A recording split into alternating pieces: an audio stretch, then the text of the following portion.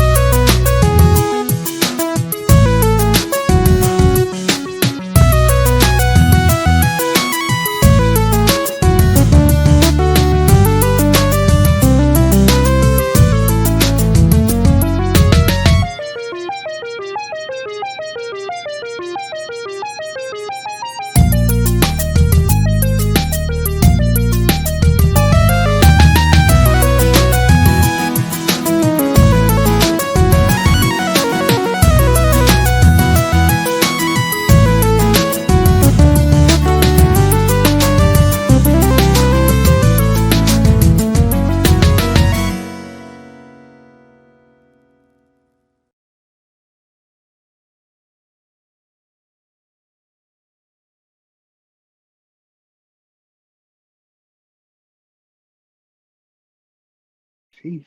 All right, and we're back. So yes. Whoop, whoop.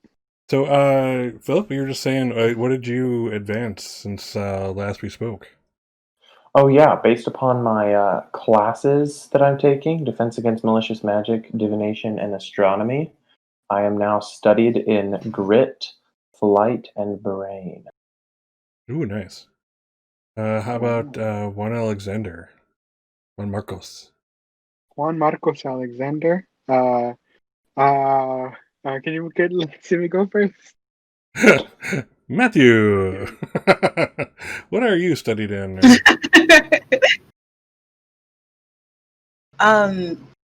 Quick question before we get into that. We don't do questions. We were doing... Don't do questions. We do questions! The imagination poetry thing that we came up with, the storytelling thing, we said that was going to be Brains and Charm, correct? I believe so. Okay. So I have Brains and I have Fighting, which I don't like, but I have it. And that's about it. I haven't been able to get anything else up. Okay. No problem. What about that Juan Marcos guy? What has he been studying all this time? He has flight. He loves to run. He loves running. He's real gritty guy. a lot of grit in him, and he's real charming, very charming. Oh, we knew that already. So that's cool. Yeah. I'm sorry, I don't know what that was. Let's keep going. Cool. All right. So, quick announcement. One of our players, it was Caddick, who played William Rokehurst, had to leave the campaign, and that's okay. Life happens, and we totally get that. And he will be missed. I did talk with him though, and the story, the fiction will go on as basically after the people start disappearing from a reality incident, worried his parents, and they decided to pull him out of Waller's Academy, and put him in some other, some homeschooling or private tutoring, more likely, or a different school entirely, but we don't know. He's got enough money to pay for some real good stuff. Yeah, likely. Yeah, good point. So yeah. So that's it. So yeah, it was probably a mildly tearful goodbye on Juan Marcos's part, as he said goodbye to his roommate. Maybe a hug. I'm not sure. It sucked. Is Juan Marcos a hugger? Yeah, he's very expressive when it comes to goodbyes. But it was like they were. It was kind of ooh. Okay, so I don't know how to explain this in English words, but it was kind of like a tsundere, kind of like a parting. You know what I mean? He's like, "No, I don't like you, dummy," like that kind of a thing. Cushions the blow, that type of thing. Yeah, it was. There was a little bit. A couple of insults were thrown, but they really told each other like, "Hey, I'm actually really gonna miss you. Good luck." Gotcha. All right. Cool. Anything? So it'll probably be the next. Oh, go ahead, Philip. Oh, I was just going to say one other thing that happened that was a change. As a result of that experience and not being believed by like the fake headmistress and stuff, some of Dana's flaws have changed. Oh, interesting. Now instead of being dishonest, she was hot-headed and dishonest before. Now she's hot-headed, irrational, and rash, but is trying to work on being more honest and more just clear about what she means. Which doesn't mean she's not lying anymore. Just means that she's trying to speak more clearly. She doesn't want to be the wolf that the girl who cried wolf too many times. Exactly. Gotcha. Cool. That makes a lot of sense. Awesome. Cool. Any changes from Matthew? Anything he's going through? He found out the name of his spider. Oh, I remember we were he was trying to get a gauge of it before, and I think he's figured out what it is. Oh, what is it? Do tell. Nikita. Yeah. Nikita the spider. Nice. Ooh. Like the Let me spy. make a note of that. Perfect. Cool. I love spiders, dude. Spiders are one of my favorite creatures, but I cannot actually in person be around them because I start freaking out. I just dream. I think that Nikita dreams of being that Lord of the Rings spider. That's like a spider goal type of thing. Hashtag spider goal. And, that kind of thing. Someday, Nikita, you too could web a hobbit. One can dream. Web a hobbit. All right. So let's, unless you got everything else, I'm going to start the session off. Anything in particular you guys wanted to bring up or anything like that?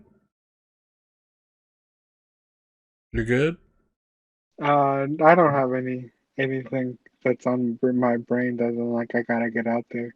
Okay. So, all right. So basically what's going on is about a month has passed. So that makes it what? November-ish. Mm-hmm. So actually, you know what? Let's make it let's make it Halloween. It's going to be Halloween. It's a Halloween celebration. Let's go there. We got this. Cool. And then Philip is gone. No. Just getting a coaster. So yes, Halloween. So the as you might wonder, as you might imagine, Halloween is pretty big at Waller's Academy. So there's a lot of festivities. There's like their traditional, bobbing for apples. There are, there's like a trick or treating thing almost. The kids are actually allowed to go out and like polymorph their faces for stuff like that. This like one day they're allowed to do that. Pardon me, that kind of thing. That's dope. And do trick or treating. They have to be chaperoned by a teacher, of course. You can't totally let normal people see that unannounced. But yeah, otherwise there's in fact there's a leviskate match going on. And in fact, you have been drafted into one of the squads. All three of you. Really? Yeah. Yep, totally. It's about to go down. Oh man. Well, flight is like my top thing, so I'm not surprised. Other than that, I'm like really young for that. Juan Marcos is just great at everything. Nothing goes wrong. So I'm envisioning you guys. You're all in a like a locker room, not a boys or girls, but more like kind of not so much a locker room as like where they have like the chalkboards. The coach is up there doing the X's and the circles, and you're gonna go here, and they're gonna try to skate around you, but you're not gonna. You're gonna cuff the angle. You're gonna get in there. So we hit them low. We haven't really fleshed out what the hell the goal of leviskate is. We know that it's on leviskates, and we know that it's played in a big, like 30, 30 foot wide cylinder of stone with like glass portals so people can look in and stuff like that. And it's like played in this circle, from one end to the other. But what happens at the ends? What is the goal here? Is a person supposed to get to the end? Is it a thing? Are you throwing a ball around? Are you throwing a hoop? I was picturing like a donut where you're like almost like speed skating, where you're like going around the whole thing. Like it's not just a cylinder, but you're also going around. Sure. As long as there's upside down skating, I'm good with it. That reminds me of a super cool game I saw. It was so there's this one person has the ball. They have to go around. They have to make a complete lap, and then on that second lap, that's the scoring lap where they can actually score. And there's a small like a window like on the towards the top of that little donut kind of a ring, and they have to get it through there, and the other team has to like knock it out of, just get it away from them, get the ball away from them. Okay, I thought you were talking roller derby there for a second, so I'm like, that's been done, But yeah, I'm willing to go with that. Sounds good. Does it work for you peoples? Sure, yeah, and maybe there's like some sort of point bonus for like possession. So like you have to keep like moving in the proper direction. Yeah. So and then the longer, I guess, like the more laps you do, the more points you score. That's pretty good. That is kind of like roller derby, but that's cool. So one thing I was thinking of was adding to it and making this more physical sport, where you can actually use like fight spells and other spells if you want during the game. Now it'll be monitored by it's always monitored by a faculty member, so it's no one will ever be murdered on the leviskate rink. Matthew, I'm looking at Matthew right now. I didn't mean to kill it. The only one with blood on their hands. Not pointing any fingers or naming any names. Of course, it's me. Who knew the NPC would be the murderer of the group? I don't know. But here we go. But yes, to make things interesting, let's make it so you can cast fight and other spells while on leviskates. And that's kind of what brings it, not only you're leviskating potentially upside down and stuff around this big ring, but also let's bring it home that you're casting spells and stuff. Yes, sir. I think I'd probably have like the role of like an interceptor or something, because I'm really good at flight and grit, and like grit is like resisting stuff. So I feel like it would be sort of like throw myself in between people and like block fight spells and stuff like that. Cool. All right, sounds cool. So what's Juan Marcos's position? What does Juan Marcos do? Juan Marcos is he's more of like he's not exactly a bruiser, but he's kind of like like the attention grabber. He's the decoy. He's the it's okay, so You're the illusionist of the group, I think. yeah, too, right? it's so hard to explain. Yeah, I don't know. English is very hard for me to speak just like in a regular person, and it's my first language, so you can understand how hard any other language would be. But okay, so what I'm seeing in my brain, like it's like I'm running with the ball, but it's not actually the ball I'm having. Somebody else has the ball, but they're trying to hit me because they think I have the ball. You know what I mean? Yeah, you're the decoy. I totally get The that. decoy. Yeah. Yeah, the illusionist. That's your thing, illusions. Meanwhile, Yes. Matthew is ironically like the freaking bruiser. It's like they're the one that the other team's afraid of, man. Because it's one thing, Matthew doesn't talk much. Matthew doesn't get angry. But let me tell you, when Matthew gets on those leviskates, nothing, and I mean nothing, gets in the way of him getting points on that field.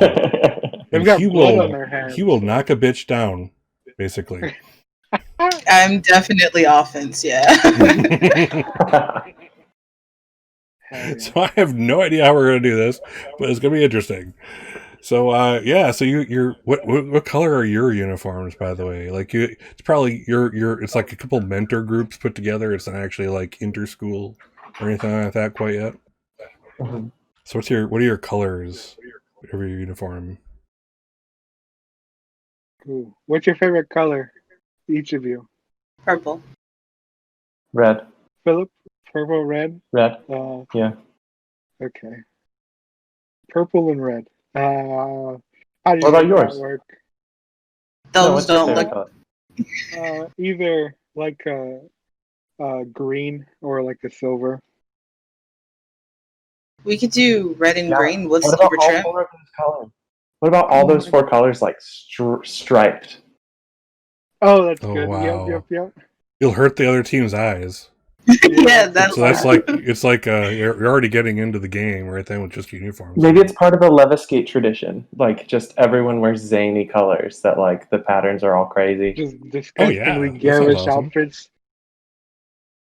Cool. Welcome. We have now invented leviskate completely. Good job. We're geniuses. You're geniuses, without doubt. I never had a single doubt in the world on that one. All right, so let's do this wild leviskate thing. So yeah, your coach is kind of giving you pointers. Go here. You want to cut him off here, and like Matthew is not a big kid, is he? If I remember correctly, he's kind of small. So again, this is the world of magic where shit's ironic. So you have this little guy who is totally the bruiser, and people don't want to get in his way at this point. It's like he's like the NPC. He's off to the side. Nobody really even notices him. But once he gets, on those leviskates, boy oh boy, you do not want to make an enemy of Matthew Poitier. Let me tell you, Matthew Demon Poitier.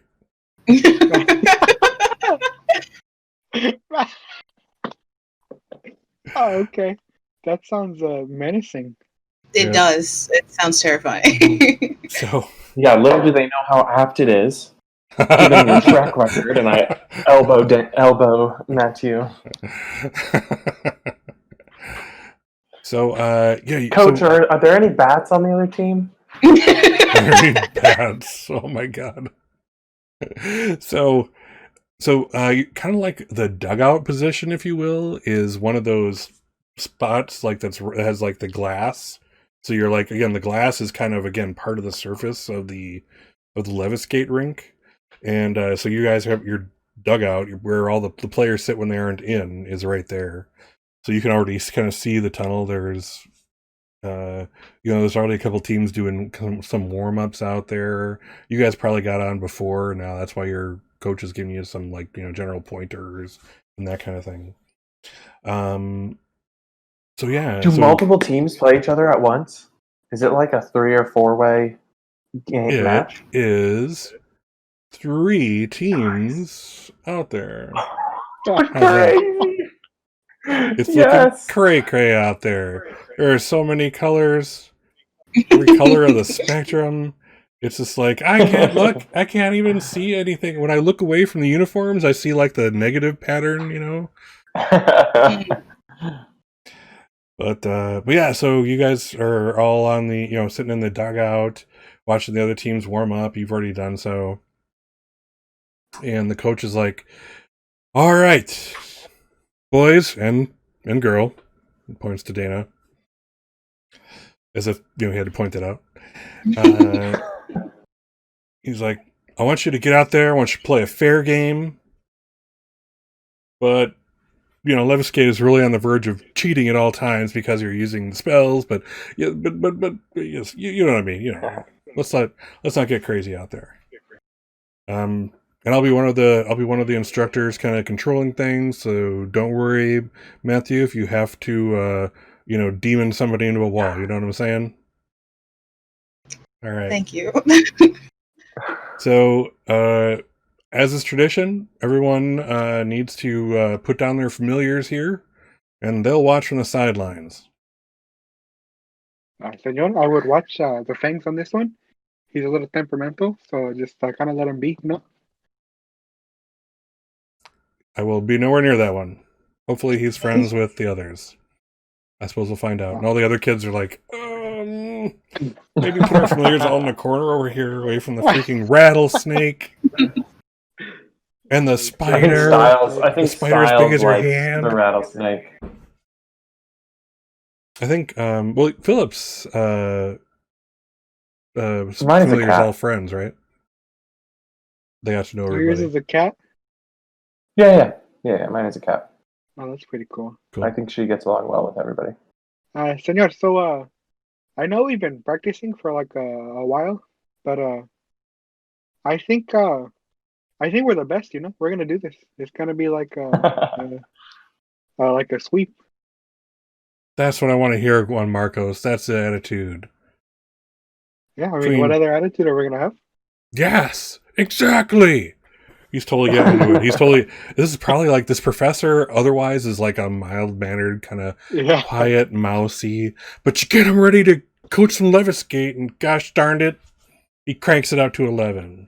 He's just the most passionate dude out in the field. Yeah. Or out on the sidelines. Like, between Juan Alexander's, illusions, Matthew's fight spells, and Dana... And Dana, you guys are unbeatable. No, I think that carrying the ball is actually like a very important role. Yeah, Dana's pretty fast.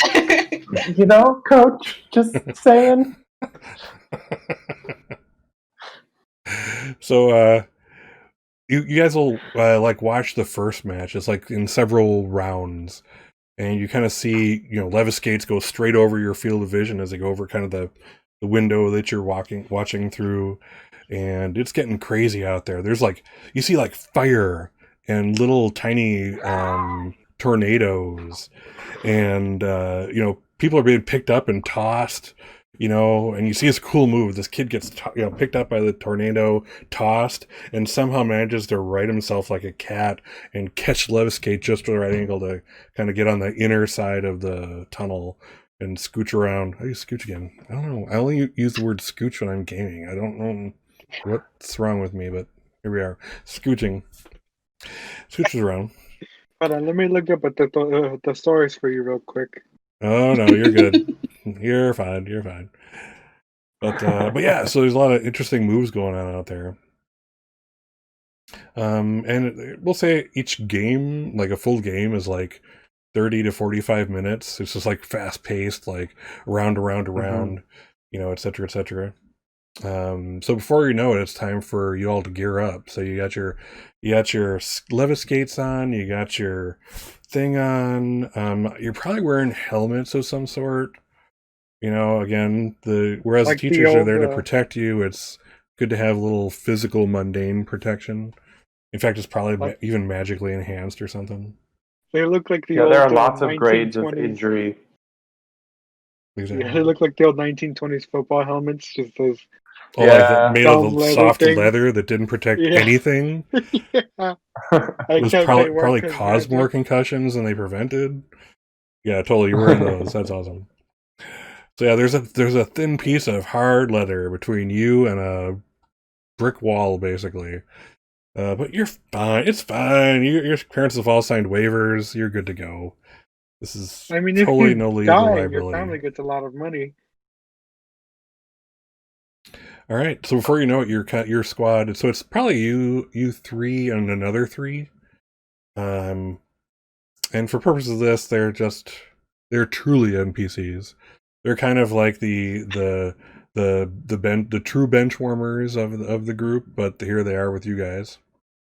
And the other team is let's see, do we have?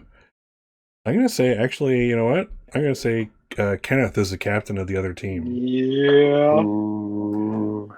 So he is, he's a little person. He's short in stature, but the guy studies every night. His spells are solid. They call him Kenneth the Wall Strong. Oh, So no. people God, of can't get course. past the wall. Is how that Great, goes. great. So Is as Addison you, on the other team, or does she not play? what's that? Is Addison on the other team too, or does she Oh not play? yeah, totally. That's awesome. In fact, I'll say you can, like, in the dugout section on the other side, you can actually see your will-o'-the-wisp causing kind of trauma over there for the other familiars that she leaves behind. So yeah, all right. So yeah, Kenneth and Addison are both on the same team, not yours. And Addison doesn't have a nickname or anything. She's just kind of round, very energetic. And probably I would have bet Classic she's like Dana's counterpart. She's all about the extra, she's naturally high on caffeine or Adderall or something all the time. And is go, go, go, go, go, go, go, go, go, go, go, go. 1 hour to 3 hours of sleep a night type of thing, and just fine. No problem. Just ball of energy. She's literally the worst. Literally the worst. But the best, perhaps. We don't know yet. We'll find that out. All right. So you line up, and Kenneth actually goes down the line and shakes everyone on your team's hand. Good luck. Best of luck to you. You'll do Kenneth, well. I will enjoy destroying your team. Good luck. He kind of tips his helmet to you. And next thing you know, you're lining up. And what is it, a ball? Like a small ball? Is it a football sized ball? A larger thing? I feel like it's like magical. You know how like in camp you do like that pretend pass the ball where it's not actually a ball, but you're like throwing something invisible back and forth? I don't know if y'all ever did that. Or like that, but it's like that, but it's like the sphere from like the Phantom Menace of Star Wars, like the thing that they hold up into the movie. That's like all glowing That and thing. blue. Okay, but it's actually magical energy. It's not actually really Yeah. physical, but magical energy. Oh, that's awesome. All right. Well, you see the sphere drop, and that's a signal to go. And I'm gonna say Dana and Addison are like immediately out front and cruising towards it. Immediately, Kenneth takes up kind of like a protect position, like trying to get between Addison and everyone else, to kind of keep that, literal barrier between the other people on the other teams and her. What are you guys doing? What y'all doing? Juan Marcos. Can I? Juan Marcos is gonna try to erase like a small little bump in front of their the other team's skates when they start off when they start shooting off. Oh, Try and what are you gonna put out in front of him? like a small little like raised little like platform in front of their skates. Try and get them to like just to catch the bottom of their skates, throw them Okay, off all right. balance. But so yeah, okay, that's cool. I get that. Let's see here. Just one second.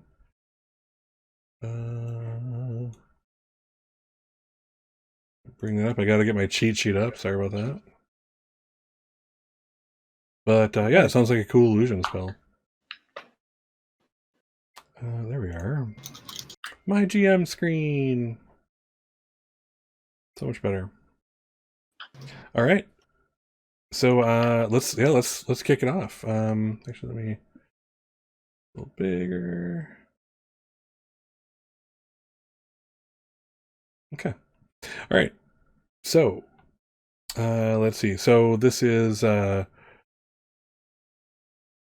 call it reality bending. It's a Booker. Is it like a Booker spell? You're looking to block just one person or the whole team? Uh, let's try the team.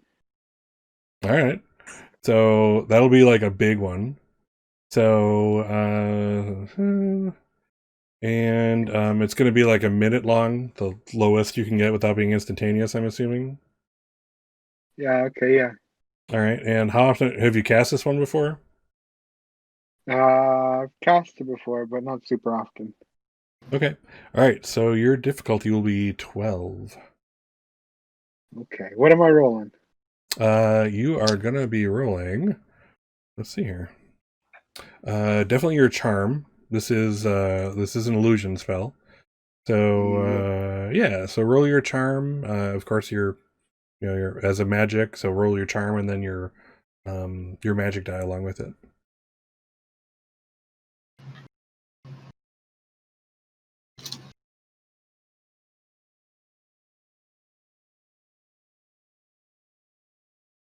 There. No pressure. Holy bajolies. Nice. All right. Oh wow. +1. So yeah, you got an 18 on your. Oh wow, nice. All right, and roll your magic die just for kicks. Yes, sir.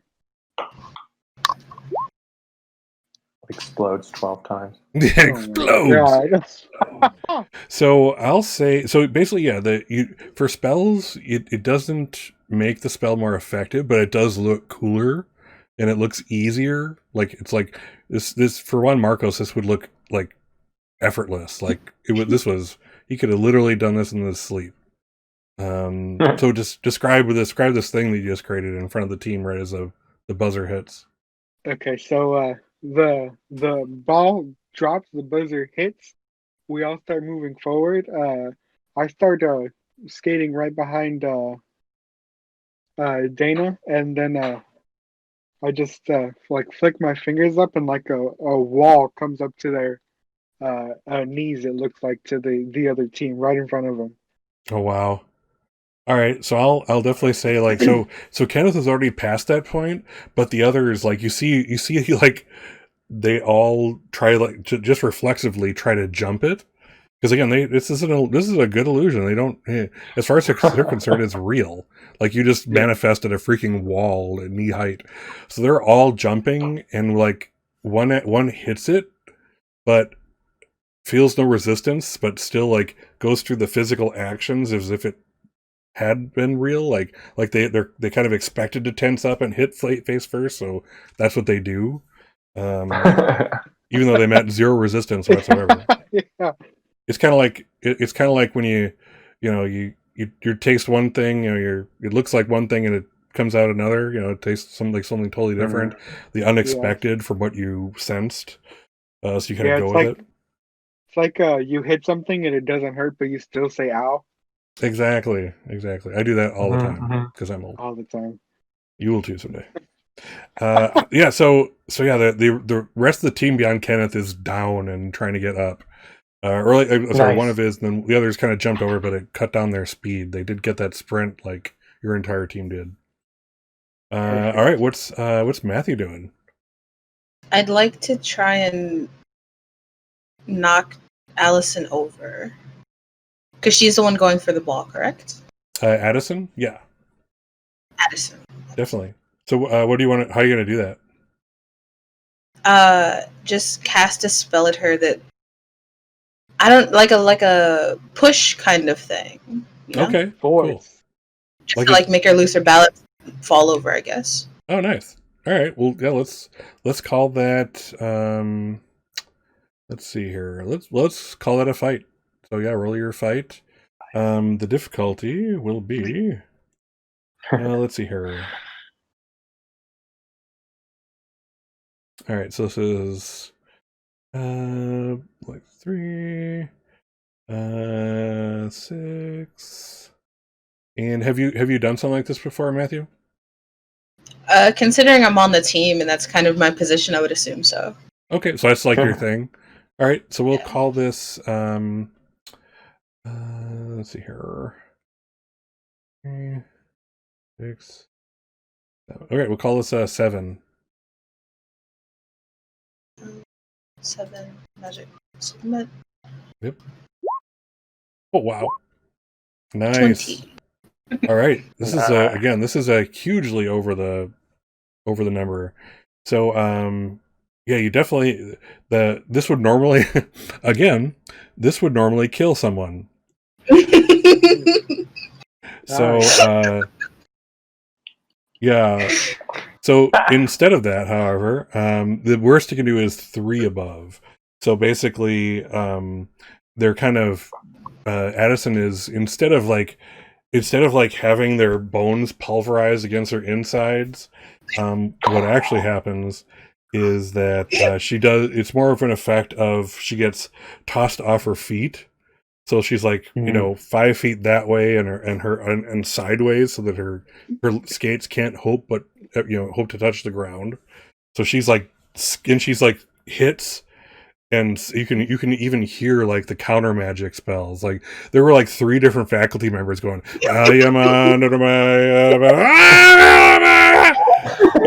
just to counter this one. And so yeah, you even see the counter magic going up. It's so better. So yeah, so she like plops on her side 5 feet away and skids for another 5 feet on her side. What's Dana doing? Well, I mean, since Addison is out of the way and the rest of it slowed down, I guess I just kind of scoop up the magical energy. The sphere? The sphere. I scoop up the sphere and I shout to Matthew. I say, "Hey Matthew, if you kill my roommate, I get free tuition." Huh? And go for the goal. Oh my god. All right, so yeah, you're zipping around again. Your team has done an awesome job of making it so that the other team like has no chance to catch up for this first lap. So I'll say you got your first lap in, and you kind of at this point you see the other team kind of catching up.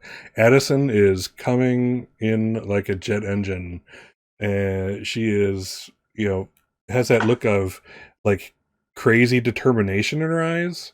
Like you think maybe she would want to cut you or something, but probably not. So yeah, so she's definitely catching up on this round. And meanwhile, Kenneth and the rest of the team is they're kind of coming up in front of her, or I'm sorry, behind her, like in a chevron, so that like once she it's like you guys recognize this is like classic leviskate right here.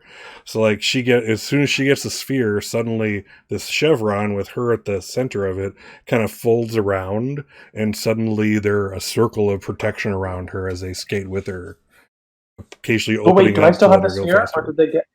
You do, but they're catching up, and it looks like this is a prep for getting the sphere. Okay. Okay. I have a technique that I've practiced, but never actually done in a game. Oh my Where gosh. like it's like a I don't know what it's called. Maybe like I don't know like the Vietnamese tiger spiral or something, where like you basically like fling yourself off your skates sideways and like shoot yourself off the ground. You basically like blast the ground. You go like twirling through the air and then like land on your skates and use like the momentum to whiplash back around the people who are chasing you. Oh wow, that's a neat one. But I've never done it in a game before. Well, But I now you practice it a have. lot. Yeah, now you Okay. have your shot. So this will be probably this is a non-magical roll. This is actually your flight. So Okay. why don't you go ahead and roll that? This is a Alright. difficult one. This is like a bunch of spinning, a bunch of you're shifting your momentum and your weight. I'm This gonna is like a triple say axle. yeah. But there is like I do blast off the ground too. So there is some magic like connected to it. There's But if that. you want it to be just movement, I'll just do the movement one. I'm ready. This is You're flight. ready. All right. The difficulty is 13. But if you get this, you'll have enough speed to get to the goal like without any impediment whatsoever. Oh man. Okay, let's do it. No. No. All right, so let's see. You failed it by 8. So yeah, just basically it. Let's see. What is the check result? I'm gonna actually get the check result table. Again, this is kind of an educational thing. So 5 to 9. The failure is bad, but not a disaster. There'll be some short-term consequences that might lead to some immediate difficulties, but nothing the character can't handle if they focus on them. Characters have tried to do or have been forced to do something beyond their capabilities, and not surprisingly, they failed. Failed. Give me an adversity token. Give me that. Exactly. Please do. And if I haven't already said that and you're not in the habit already, give yourself your 3 adversity tokens to start. Plus this one. So do I drop the sphere? I'm going to say that is the consequence of your failed maneuver. The sphere gets dropped. It's rather slippery. That's kind of also part of this thing. Not only do you have to be good at the skates, you have to have this manual dexterity to constantly like shift your hands, because like you hold it like this and it just like it's kind of like a water balloon, where like if you try to hold a big water balloon like this, it's gonna plop down or plop up. So you I gotta shift and like this. So not only are you leviskating, but you're actually like constantly moving your hands and changing your grip as you're skating to keep this thing in your hands. But yeah, it comes out of your grip, and I'll say that Addison hasn't picked it up yet, but it's a matter of heartbeats before she does, unless someone else does something. Who's doing stuff? Ooh. Okay. Blaster Matthew. No. Again? We said that the ball was glowing, correct? Yeah, it's glowing, and it's basically energy more than it is form type of thing. Okay, I'm gonna make it look like the ball rolled away. Interesting. All right, go for it. Let me do the spell difficulties real quick. So let's see. I'm gonna make it look like it rolled away, and then when she tries to go after it, I'll scoop it up behind her. Okay. I'll say that's an 8 difficulty for that. So go ahead and roll with your magic die also.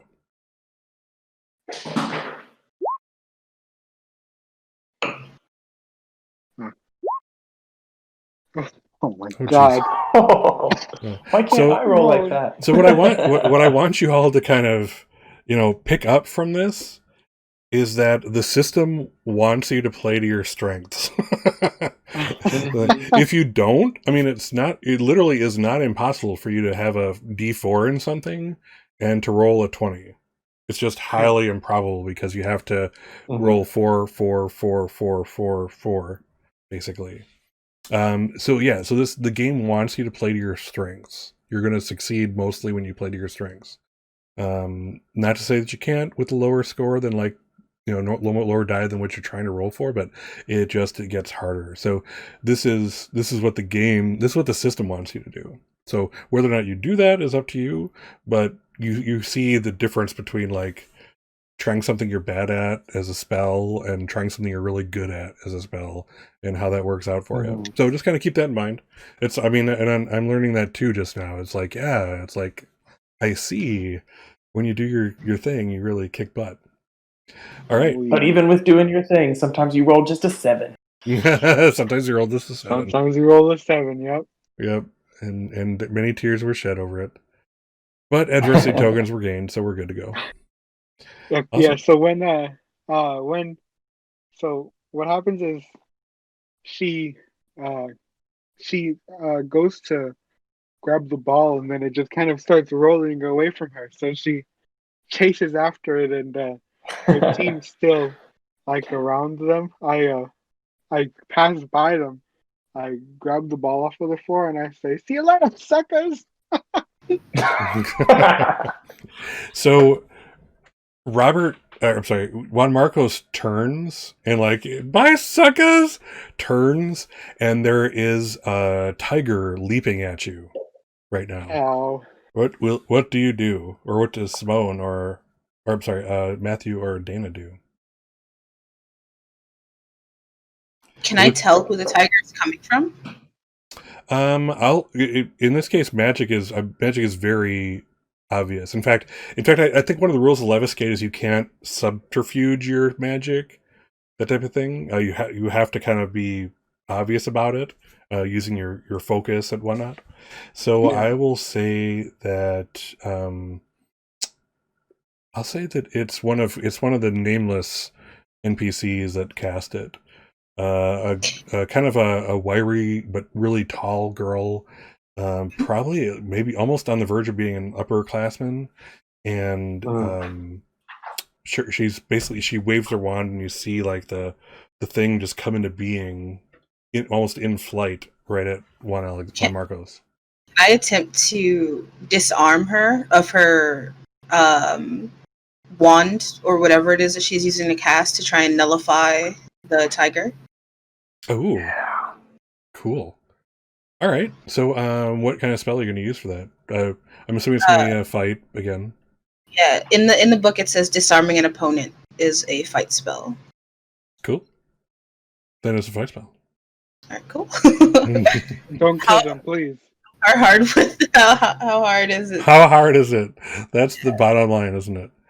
So, let's see here. So,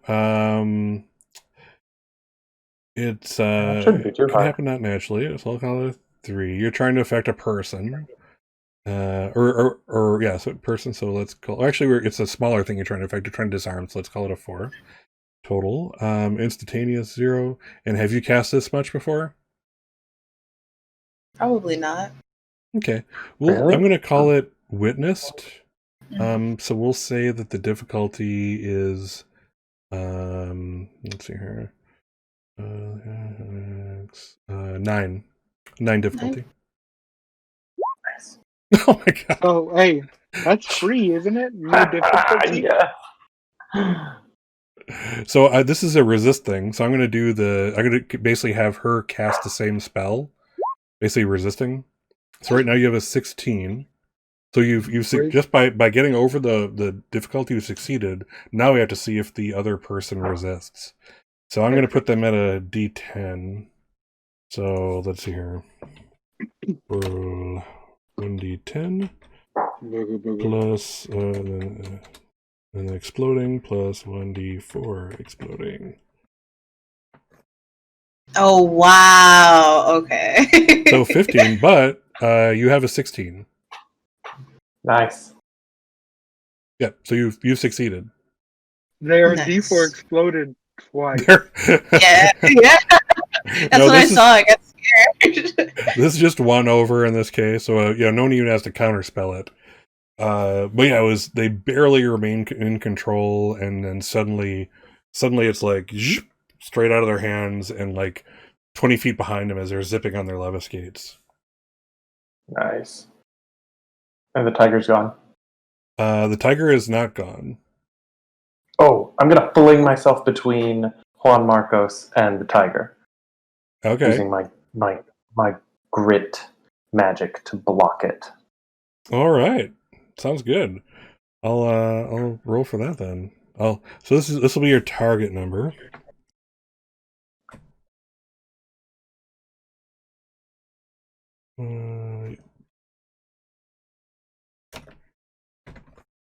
Oh, geez, not a very hard target number. Yes. All right. So yeah, this will be a grit, non-magical. So just roll your grit. Oh, okay. I was trying to block the spell with the magic. Oh, I see. Okay. Yeah. So yeah, let's call it a spell then. Regardless, you're gonna if you succeed, you'll get them. But nice. Let's do a quick spell. All right. So it's a natural, so 3. A person, 6. Instantaneous. And have you cast this one before? This kind of shield spell, if you will. Yeah, I'd say it's pretty standard protocol in our nice classic Dam class. Okay. That's against malicious magic. All right. So you're to succeed, your difficulty is 7. You've already beaten the person if you can. Cool. 11. All right. Yes. All right. So tell me what that looks like when you put that block spell up. Okay. Well, I have my momentum from the tiger spin, and I'm going to now ironically use it to stop a tiger. So I'm just kind of like whipping around the other side of the nice chevron that has headed off in the wrong direction from Juan Marcos. And here comes this tiger, and so I'm just going to kind of like do the boost jump thing that I learned from William when we were inside the mirror, and like fooling myself. Just basically like, here's Juan Marcos. I'm just like flying past, and just sort of like a nice, I'm just like, just this. It's almost like a net that sort of unfolds and just pushes back against it. I thought you were going to protect me with jazz hands there for a second. I'm like, I'm going to have to subtract some from that. No, we don't jazz hands tigers to submission. That doesn't work. We don't play that here. No, that doesn't. Nope. Yeah, no. So it's almost basically just like almost like a yellow. If you picture almost like one of those like wide straw hats, it's almost like one of those that's just sort of like expanding into the tiger, and the tiger just sort of like dissolves against it. Cool. Excellent. So yeah, so the other team is severely disrupted. So we're gonna we'll push ahead. It's been like 25 minutes now. You've just been going at this. I don't care who you are. There is sweat a dripping off you. You feel sticky everywhere. Your uniforms are now a little darker shade of whatever colors they were before. Soaked in your own body moisture. You know, you can smell it, can't you? I know I can. Mm-hmm. It's like, Jesus. It's like a combination of leather and man person. You know, it's terrifying as hell. Uh-huh. Woman person in Dan's case, I'm sorry. But so you're tied up, and this is like your last lap. And you're all just going out. You're all running on adrenaline at this point. It's just crazy talk. Your skates are even feeling like hot. They're normally not hot at all, but this much like work is just pushing them. And you can even see like the kind of like that colored light that sometimes come off of them. You know, it's like more prominent now and darker. But yeah, you're people are just pulling every hat trick out at this point. It's like, you know, people are going all the way 360. You know, Addison is just desperately trying to catch up to Dana. Matthew's probably done a couple of these where he's like skating forward and he's ahead of everybody, and he just turns around, like skating backwards, and he's like, and just not even casting a spell, just like getting ready, and they're all just tired. They've been knocked around, hit tornadoes. One has been frozen for like 3 minutes solid. It's like it's been a tough game all around. And like at this point, once Matthew puts up the wand, they're like they slow down against their own willpower type of thing. Meanwhile, so I'm assuming Juan Marcos is doing his thing, just casting little distractions here and there, kind of doing like the insignificant silly ones just so that the real big ones have an impact, that type of thing. And you guys are just drained also. So last lap, I'll have each of you can cast or do one thing that kind of decides the match. So starting with Matthew, what is that? What is your thing? Yep, you have to go first someday. It happens. Okay, prerequisite. Does our team have the ball? Yes.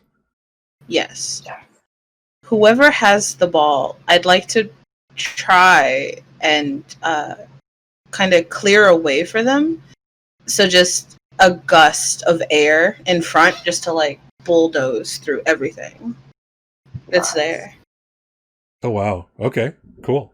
Let's pull out the stops. This is a good time to do it. So, all right. So spell difficulty. Again, you're using a lot of these like force maneuvers. You're not bringing anything into reality, so it's really more unnatural than reality bending, which works to your advantage. So we'll call that 3 for unnatural. Area of effect, you're doing it bigger than a person, smaller than the classroom. So that's 8. You're gonna make it, I'm assuming, just a minute long type thing. So 9. And has Matthew cast this a bunch, or is this something different that he's trying? I feel like this is his finisher, his big all or nothing. Once I do this, I'm out of the game. All of my energy is spent type of thing. Oh, wow. Nice. All right. I will call it, let's see, 8. I will call this just an 8. 8 difficulty. But I'm going to I'll roll for at least 1 resistance should you succeed. This and magic And it's fight, of course, yeah. Oh. Holy bajolies. Oh, that's a 30. Holy gosh. Nice. Wow. What is that? Holy. What? It's a 30. What? Oh, wow. So you roll an 18, 18, and the plus the 3. So that's your, what is that? Oh, yeah, that's your magic bonus. So that's cool. Yeah. Wow. Holy crap. Yeah. Again, you see, feel, and hear the counter spelling going on, because this would literally kill all the rest of the team. It would literally murder the entire team. It would. Nice. There would be. If this was uncontrolled, what you would see was like the literal, like the shape of the spell, this wedge or whatever, is going forward, and as it did, everything in its path would have been reduced to a red mist, and that would slowly settle down. Why do you want to murder people so bad? I'm so good at it. I'm so good at it. I'm so good at murder. But because it's controlled, instead what it does is anyone who was there gets just knocked to the side and against the walls, if you will, where it starts to curve up. And so what? How about Juan Marcos? Which Juan Marcos' move? So Dana has the ball. What Juan Marcos is gonna do? He's gonna call out a certain play that they've been practicing, and he's gonna call a clone, and what he'll do is he'll cast a charm, an illusion of 3 other Danas, one on the left, one on the right, one up top, and then one down below in the middle. Oh my goodness! All right, That's this is gonna be an interesting one. All right, go ahead. Let's see. So that is an interesting one. So let's see. So this is definitely reality bending, I'm gonna say. So 5. This is a class. I'm gonna say this is actually pretty challenging. This is gonna be like the space you're taking up is a classroom size or bigger. Okay. So that's like 12. You just want to last a minute or so. Let's see. I'll say this is a difficulty of 14 to pull off. Okay. If anyone can do it, it's Juan Marcos. You I do this. It's believe. fun. I could tell, baby. I could tell. Oh, okay. Let's go for magic. Okay, that's 11. Oh, And I have adversity tokens. Yeah, you want to spend them? I do. However, I'll I do. spend every single one I have. I'll move All that up right, to you do. So 15. all right, so describe what we've already described what it looks like. Yeah, so suddenly out of nowhere, even your own team can't tell. So like the other players are like, "Who do I defend? Who do I defend?" They're like confused. So you've done your team a slight disservice, but probably helped out in the long run. So that leaves Dana. What's your final move for victory? Well, now that I have seen the nice red mist causing wedge of air go out and several versions of me head away, I'm just gonna like literally fly to the goal and just like push the sphere through. As Can a I do that? as a little flavor note, and knowing Juan Marcos, I'm going to say that he specifically made one of them way cuter than you, just to mock you. At this point, one of the Classic. That's doppelgangers. so definitely true, yeah. All right, so let's do a physical flight roll for this one. Okay. And let's see what the difficulty will be on this. This is not that hard. This is like what the game's all about. So it takes some skill, but not a great amount. I will call this a 7 to make this Okay. move.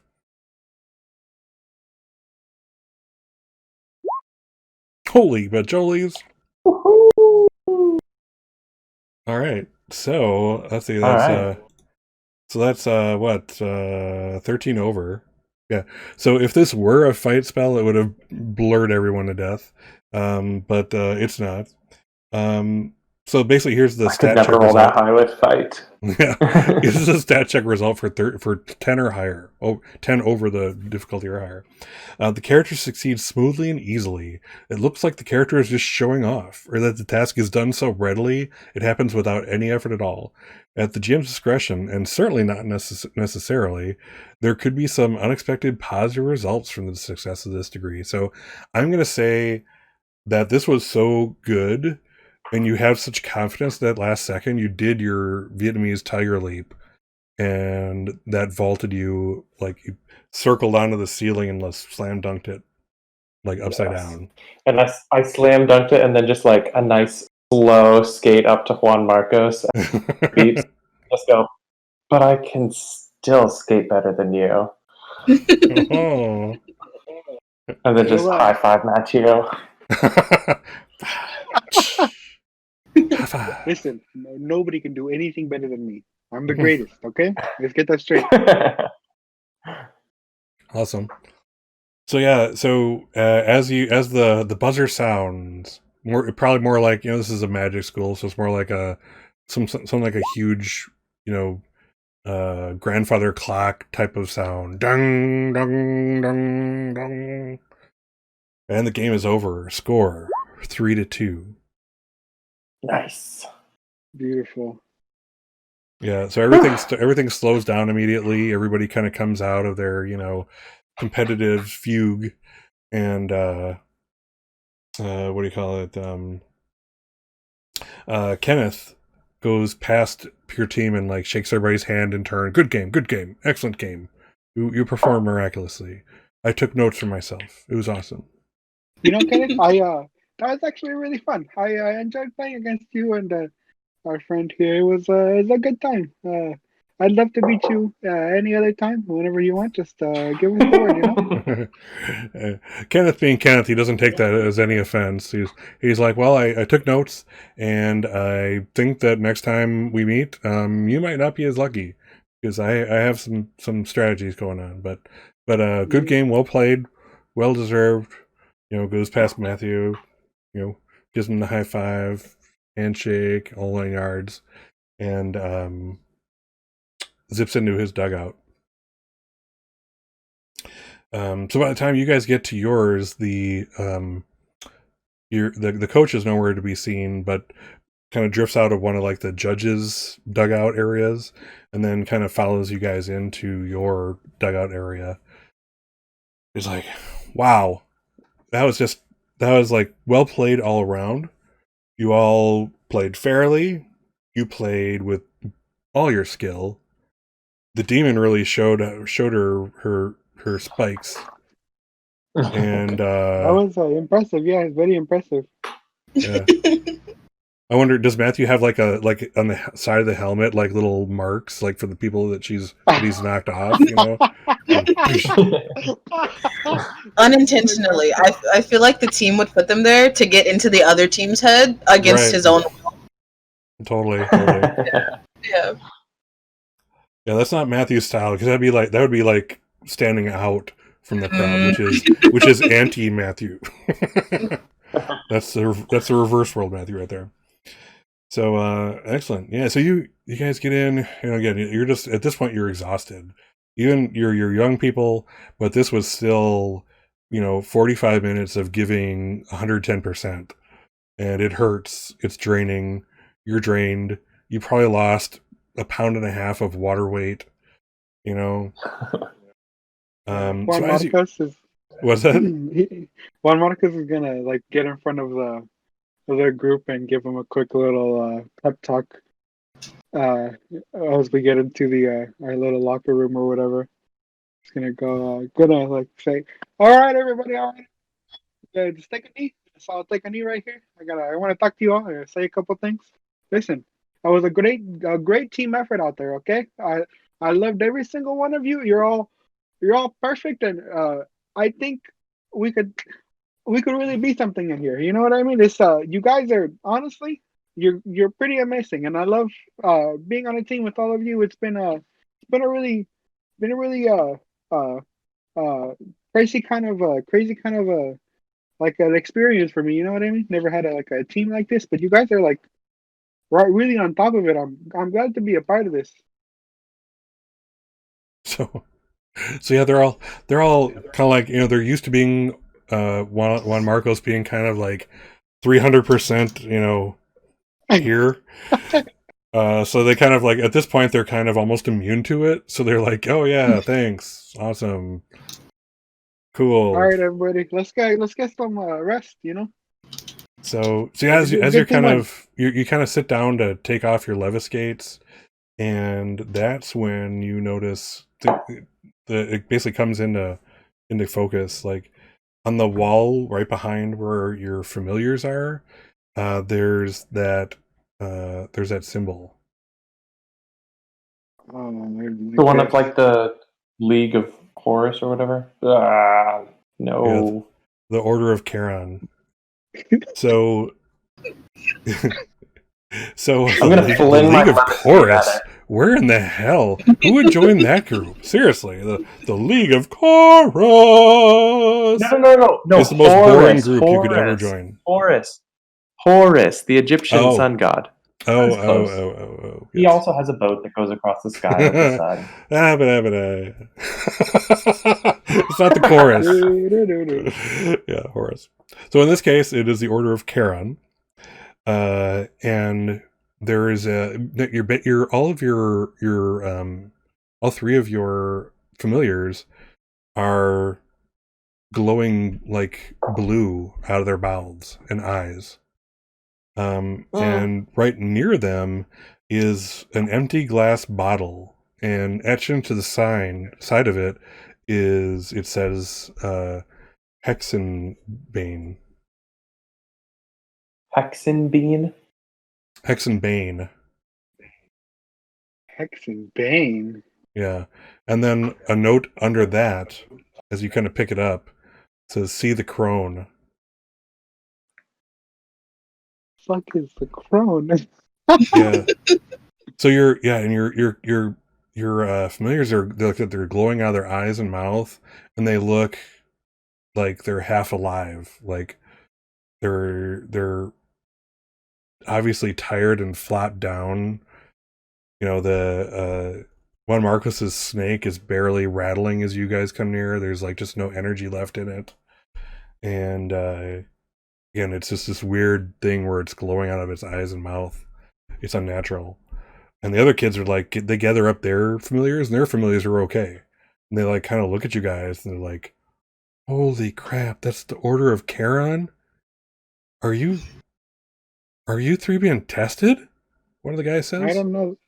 You know what, man? That does not sound like something I agreed to at all. It's kind of like it's kind of like a draft. You know what I mean? Kind of get forced into this. It's not a something on our part. You know. This is totally something Addison would do. They're gonna totally scoop up Styles. We're like, So- look, they're even glowing like Will o' the Wisp. I'm gonna pick up my snake. Yeah, his head is limp, kind of just like as you pick him up, his head just kind of goes like limp into your hand, you know, and you can see it's like trying to lift its head up to see you, because that's like these are your familiars. You're their favorite person in the world, you know. So you can see he's just trying to look up at you, but you can barely get the little, the tongue out to smell the air around him. Aww. And the same with So sad. Yeah, the same with Nikita. Nikita's kind of just like, you can see like she's like splayed out flat, like her legs just can't push up at all. So it's just this flat spider. It's like she got run over by a car or something. Oh my god. And Dana's cat, whose name I can't remember. What is Dana's cat's name? Styles. Styles. Write it down. You should have it written down.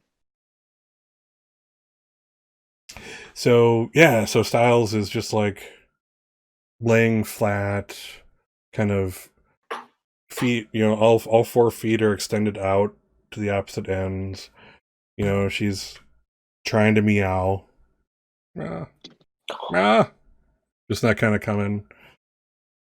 It's like, That's so sad. so who has the brains in this group? On a scale of 1 to 20, I have On a scale of 1 to 20. I would be about a 10. I feel like I'd be the same as Juan Marcos. Yeah, I'm not exactly the smartest person in this group. Not the sharpest wand in the box. That's all right. So, all right. So, who wants to roll for knowledge of the crone? Ooh, I want Matthew to roll for this one. Okay. All right. I don't have as many adversity tokens. I'll be assisting by just like throwing out random theories as I pace back and forth aggressively, holding Styles. Oh. So what kind of role is this? I will say this is a brains roll, and the difficulty, I'll make it a 7. This is straight stat, right? Yeah, it's a straight brains, no magic. No. Oh, you said a 7? Yeah. Oh, I could get there. Do you have With 4 adversity You tokens. have 4 adversity Sure, tokens? I'll give you an adversity token. I can give you. I have 4. Oh, you do? Yeah. Well, I can give you 1, and it'll count as +2 because I'm helping you. Oh, okay. Okay. Perfect. Then yeah, I'll spin right. 2 on it. All right, adjust accordingly. And so that means that Dana's aggressive words spoken were enough to kind of, you didn't have it, Matthew. And then like Dana's like, and fountain and evergreen, and it's like the crone, they're old hags and da ba da ba da. And that just, it's one of those things where it's like, oh, hag relates to this, which relates to that, which relates to that, and now I got it. Type of moments there. So Matthew, the crone is an old witch that basically lives in a. She's known because she lives in this like shack made of twigs and wood out in the rural part of the Highlands of Scotland.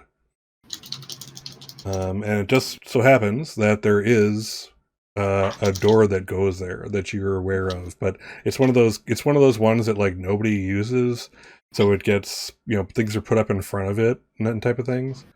So you know basically where it is, but you're gonna have to find it if that's what you want to Okay. do. I tell everyone that it's this crazy old witch who lives in Scotland, who no one visits her, so we'll have to find her door. But it's here somewhere.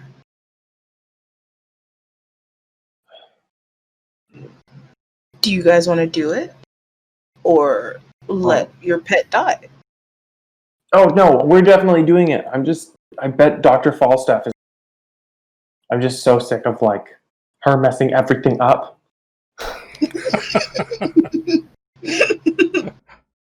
You know, it's kind Damn of that like, Dr. nothing but Falstaff trouble to for us. heck. HE double hockey sticks. well, I mean, it's not like we can just say like, no, I'm gonna let my familiar like go. You know what I mean? It's kind of like this is Yeah. the closest kind of living being that I've ever known. So I can't just not go. Well, it's less of do you want to go and more how are we going to do this?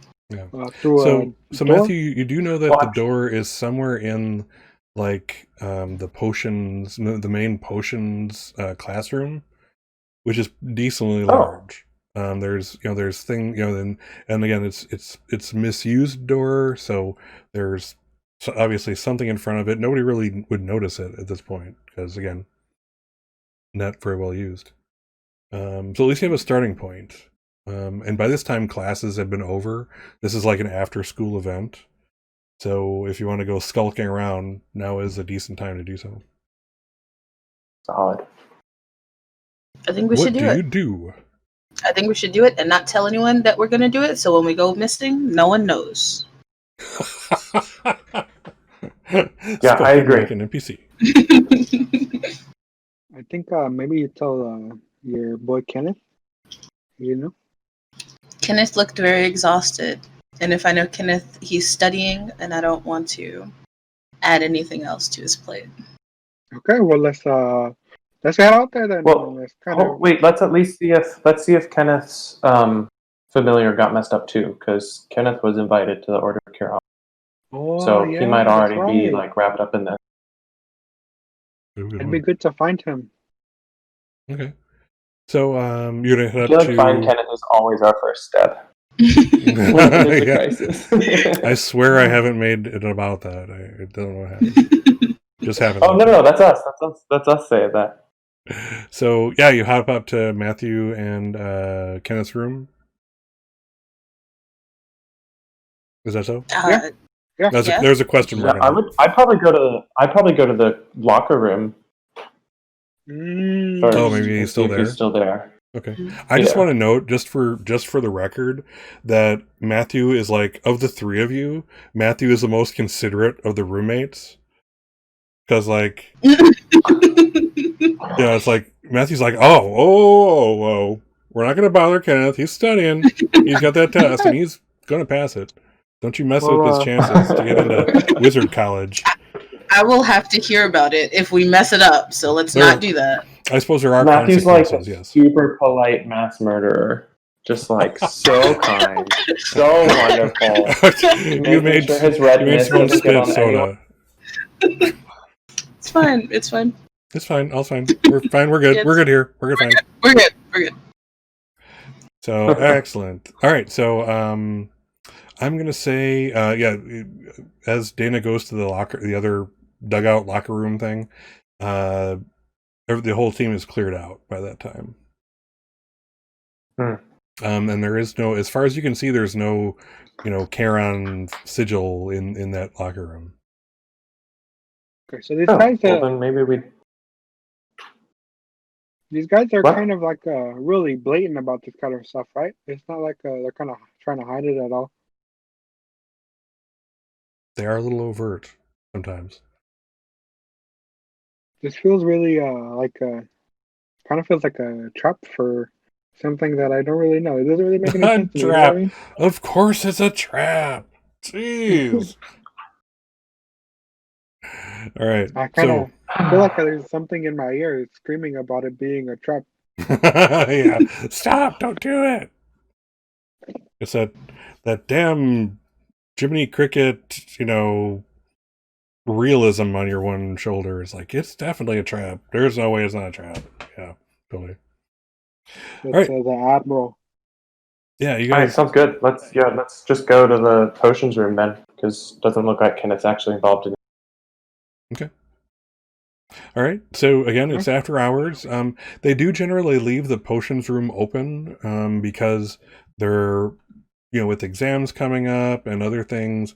They kind of they consider their students responsible. And sometimes they're doing like studies or experiments after hours, and that's fine. There's a general rule if it's going to be something that's even crossing towards dangerous that there be a mentor around for it. But otherwise, it's open and available. You can get whatever you want and that kind of thing. Hey, you don't think Kenneth is a part of this, right? Definitely not. No. Okay.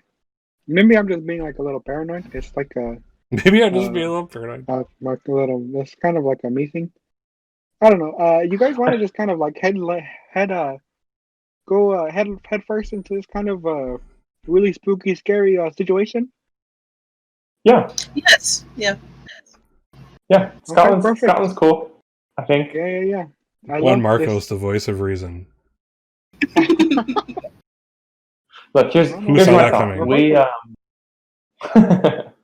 yeah, I think it'll all work out great. We've worked out just fine before, and probably like this is all happening intentionally, and I'm sure nothing actually dangerous happened. So yeah, let's do it. Well, I think we're Plus, she's probably old, like, and old people are like always nice and helpful, right? yeah, I guess, yeah. Unless you're on their we're lawn. Then you better get off the damn well off that lawn, let me tell you. Right quick. So, yes. Potions room. yeah. Why don't you each make a brains roll and let's see what you find. I love brains. Brains. It's not that kind of game. Ooh. Oh, Oh.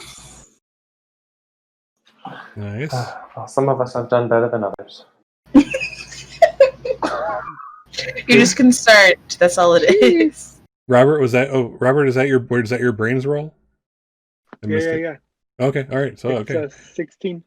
All right. So kind of not too long after one another, Dana's kind of like all over and like, "Oh wow, look at this."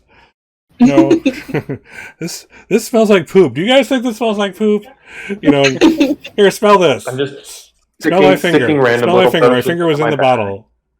You know, you shouldn't sniff potions. That's kind of like a bad luck.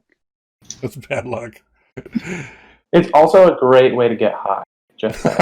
It's like you're huffing potions. Oh my god, that's a new thing I didn't That's expect so to come into this. good. So, kind of about the same time, Matthew and Juan Marcos come to this one place, and Juan Marcos, you kind of notice on the floor there are scratch marks, like that come out in a semicircle, like there's actually a workbench right there. It's like, oh, okay, that shouldn't be there. Something kind of arcing outward, scratching the floor. And at the same time, Matthew is looking kind of up, and above the work desk, you can see like it takes Matthew a second to his eyes kind of adjust as he squints, and kind of hops up on the workbench itself a little bit and peers, and you can see this fine, thin kind of crack in the shape of a rectangular end on the up above there, and the two of you kind of put two and two together and figure out there's maybe there's a door here. What do you do? Matthew, Hmm? I think there might be a door here. I think you might be right. Smell my finger. This is awesome. Look at it. This is from the outside of the room. So, do you want to go smell that finger, or do you want to open this door? Do you want to try? You don't want to do either. I don't. Okay. In order to get the door open, I'm pretty sure we have to move this workbench. So I'll leave you you to take it. that. No, you take that side, and I'll take this side. You know what? I think you got it. You know, I think you're a big strong person. Matthew, you're kind of good at this thing. You know, I think you'll be fine. Okay. Listen, I got your back. I'm right here behind you, right next to you.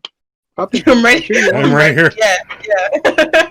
Dana, are you over there at this point now that it looks like they've found something?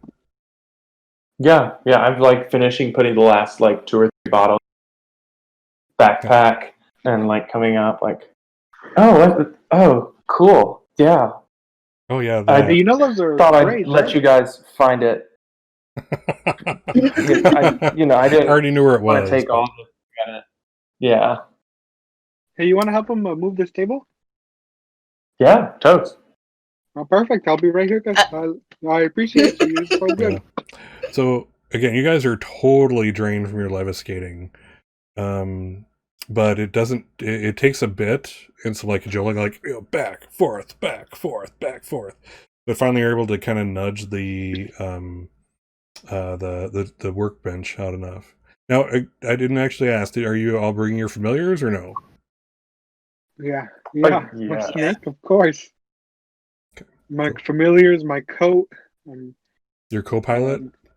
my coat, Oh, your coat. my cool fur coat. It's a snake. Just want to put it out there. It doesn't. No, yeah, the snake is inside of the coat. You know what I mean? Oh. Gotcha. Just putting the wrong one. Gotcha. Cool. So yeah, you pull the thing aside. Who opens the door? Dana. Dana. Okay. Dana's been volunteered. I'll open the door. No, that works. Yeah. So you pull up the door and you're looking into what looks like the first inklings of a sunrise coming up over like a rolling hill in the distance. Looks probably cool. The way these doors work is like nothing breaches the barrier per se unless it's forced, you know. So you can't quite tell what it's like, but if you like put a hand through, it's cool but not cold. You know, it's kind of a crisp morning type feel. Nice. All right, let's do this. I'm gonna walk through. All right. Oh, piss bones, Matthew, and I'm gonna step in. Piss bones, Matthew. All right. So this is our halfway point. So why don't we take our 10, and when we come back, we'll explore the Highlands of Scotland. How's that sound? Nice. Yee. Sounds good. All right. So you all in 10. I will see you in. And we are back. So, yes, we left our young wizards. They just opened a door to Scotland. Words you never thought you'd say in a real life sentence, but here we are. And yeah, as you walk through, it's like I said, it's a crisp morning, but it's not cold by any means. There's still like dew on the grass as you're walking. You're basically, it's a lot of grassland, and you see trees here and there. And as you kind of collectively walk out, you know, a little ways, like 100 feet or so, you do see like there are some like twisted trees in the distance, kind of like in one of the ravines. And from your vantage point, you can see how they lead to kind of what Matthew described as like this. It looks like some kind of structure built of like twigs and mud. But it's a little bit of a hike to get down there, you know, and then through like the ravine area and the woods, and then to the hut itself. What do you do?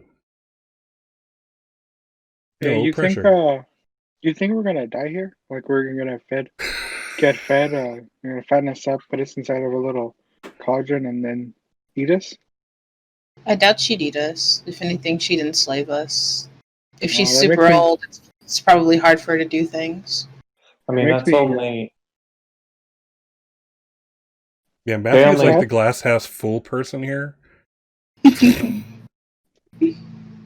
okay. Well, I'll let you guys know right now if anything is to go down. I got your back. Okay. We'll all work as like a group, a team. We're gonna go for her eyes first, and then we're gonna start going for her throat. Okay. Oh my god. What's Dana Matthew, doing? I'm gonna count on you for this part. Okay. You're gonna get real nasty in there. Okay. If things go bad, we're gonna keep it cool. But if things go bad, you're gonna get real nasty. Okay, Matthew? A little more blood in your No. hands, yeah. No. You're very good at it. As I don't as know. Juan Marcos is talking, I've already started down the hill. Oh, that's gonna be Oh our well. sacrifice. The sacrifice. Dana. Killing me. Hilarious. All Yeah, right. Yeah, so so we'll follow after. yeah, so the sun, as you're going down the ravine, the sun itself is cresting over the horizon, but as you get lower, the less that means. You guys are almost in kind of, it's not darkness, but you're still in like the shade of the sun coming up. Because it's not, as you go deeper in the ravine, it's just not hitting you. Hmm. But yeah, once you're down there, it's kind of like, it's less grass like it has been as you kind of walk down it, and more like rocks and sediment. Like you can imagine over, hundreds of thousands of years or whatever, the rains coming down and bringing all the sediment and little stones to like the lowest point type of thing. So you're kind of walking along that. So you're almost walking along a gravel path at one point towards those gnarled up trees. And as you approach the trees themselves, it's kind of weird. They almost look like they're moving, like against the wind, like they're moving of their own avail. Kind of just kind of waving their branches, and they kind of see you, and the branches start to kind of wave towards you as opposed to where they should be waving. Like one is over here, and its branches are going this way. Another's over here, branches are waving this way when the breeze is going that way, type of thing. And Hey, so yeah, go ahead. it's a little creepy, right? It's not just me. It's like a real creepy. It's a real No, yeah, that's off-putting definitely. atmosphere. That seems legit. Have you ever been to Scotland? Um, no, Yeah. I'm pretty sure no. that's how trees work out there. Oh, okay. I So mean, it's just normal. magic, yeah, probably. I've seen Thor. So So do you go continue ahead. onward? Yeah, we'll keep going. I will Yeah, let you because know. otherwise Styles is going to die. Yeah. So as you get further in, like the trees keep doing that, where like the branches kind of come towards you and kind of touch against you as you walk on by, and then as you pass, they kind of go back to where they naturally should be. That kind of thing. They're almost like tendrils coming out that just touch you. And it takes another about 10 minutes of walking through this, because it's not like just a straight shot. It's like at this point, because it's so dark in here, because of the gnarled trees and all the boughs and all the sticks, all the wood in the air, basically. It's blotting out the sun, so there's not a lot of vegetation here. So you're going around, gnarled tree trunks and roots and just muddy ground, black mud. And so it takes you a while. It takes like 10 minutes. But if it was a straight normal shot, you would have been done in like 2 or so. But yeah, this one definitely, it's not a direct shot. But like 10 minutes later, you do find yourselves kind of in front of this structure, a hovel of sorts. Over the front door is what you'd best call it, I think, is this big piece of leather with like what are obviously magical sigils written into it. Some you recognize, some you don't. They're like, but any basic student could see like, oh, protection sigil right there, barrier sigil right there, that type of thing. So, you guys want some corn nuts before we go into death? Weren't you scared that she was going to eat us? Why are you fattening yourself up? Touche. I mean, if we're gonna get fattened up, I'm gonna be the plumpest one of us all. It's like it's gonna be me. You know what I mean? I'm gonna get eaten first. I want to go. I don't want to watch you guys get eaten. You know what I mean? That's kind of like ooh, not my thing. Thank you for your sacrifice. Oh my gosh. So you, as you kind of approach, you hear this kind of, it's almost like on the wind, as like the wind kind of cuts through the trees. You know how that it makes the sounds? Several different winds in several different directions and several different boughs of trees combine their own sounds to make what's almost like a voice. You hear, "Who seeks the crone?" My name is Juan Marcos Alexander. You guys want to introduce yourself? Hey, yeah, you poisoned my cat or something? And I'm gonna hold up. I mean, we don't know how it was her. It was kind of like a malicious act. So I mean, we just knew that we had to come here for help. Do you want to introduce yourself, my last friend?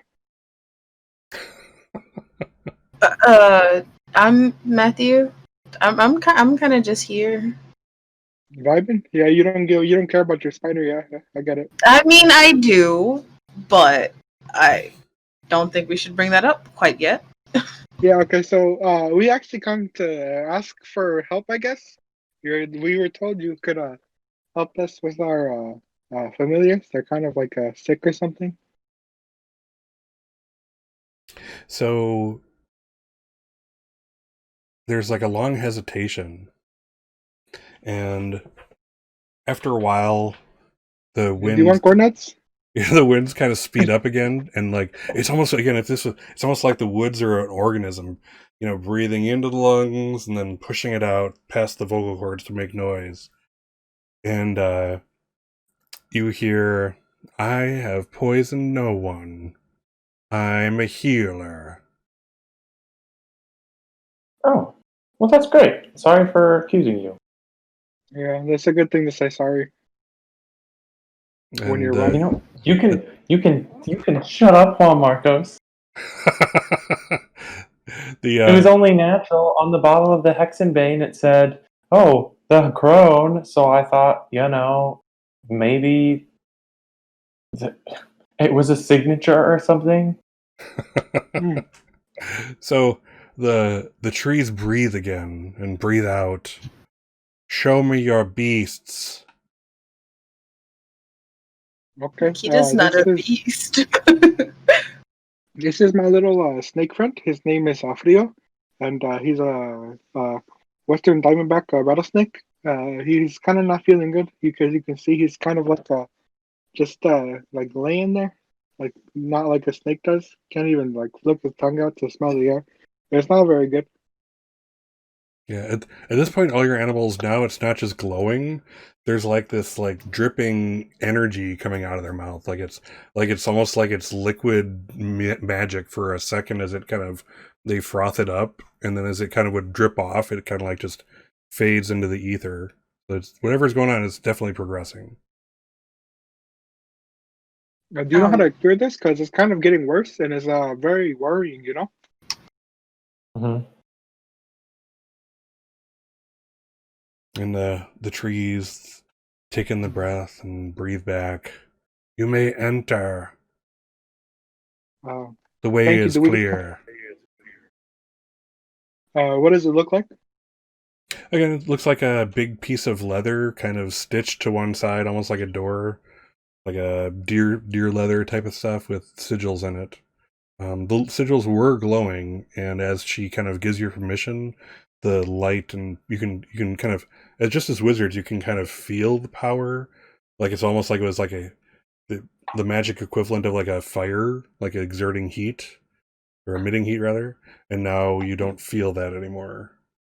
That magic sense of yours. What I'm do gonna you say, do? good thing Alright. good thing she invited us in, seeing as how we're vampires. Now we can just go on in, no problem. Yeah. It's we got a real thirst for blood, and I'm hoping we can find that here. Blood and corn nuts. They pair And perfectly corn nuts. together. With that, I'd be going in. I don't know It's if the more other like ones are. a Oh, I'm coming 100% right corn after nuts, you. know? Big bones, goes. When Marco's Fuck. bringing up the rear with the Hold on, I piss dropped in my his corn nuts. bones. Give me a second. Slows you down, darn it. I follow it after them, I guess. God damn it. So you kind of you go in and suddenly you're enveloped by like a darkness. The only thing that has any light is like this small fire in the middle of the room that's like blue flames coming up from the fire where normally they would be, red, orange, whatever, white. Mhm. And there's like a small cauldron over it that something's bubbling in it, and it's being held in place by like a tripod with chains coming down. So it's not a big one. It's about the size of, I don't know, like a small pumpkin, the size of this little cauldron, but it's hanging there and bubbling over the fire. And as you kind of get your bearings in this darkness, you see a kind of a figure kind of pull out of the darkness somewhat and kind of move kind of to the other side of the structure from where you're at. Ay, Dios mío. You're fast. I didn't even see you then.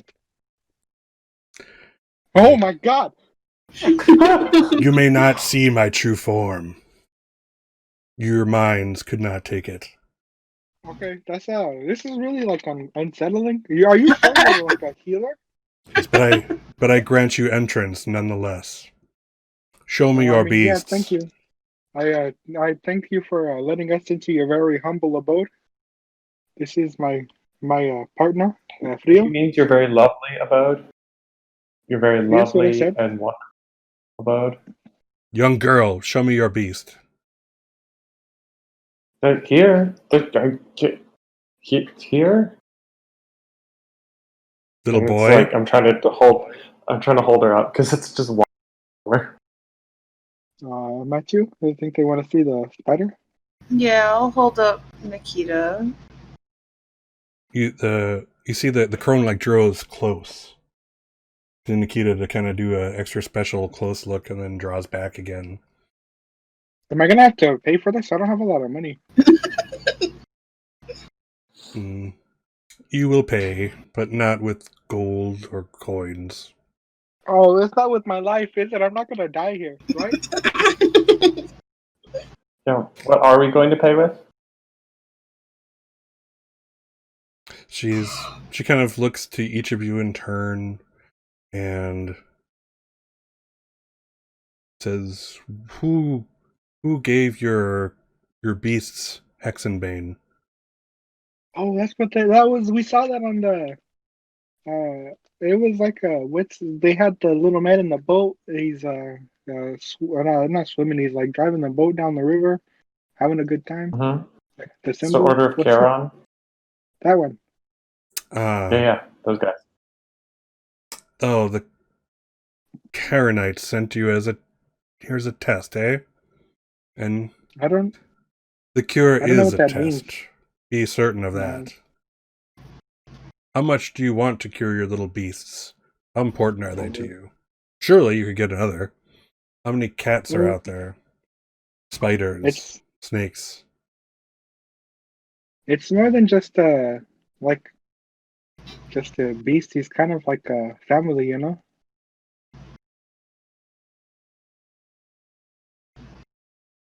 I mean, that's just for me.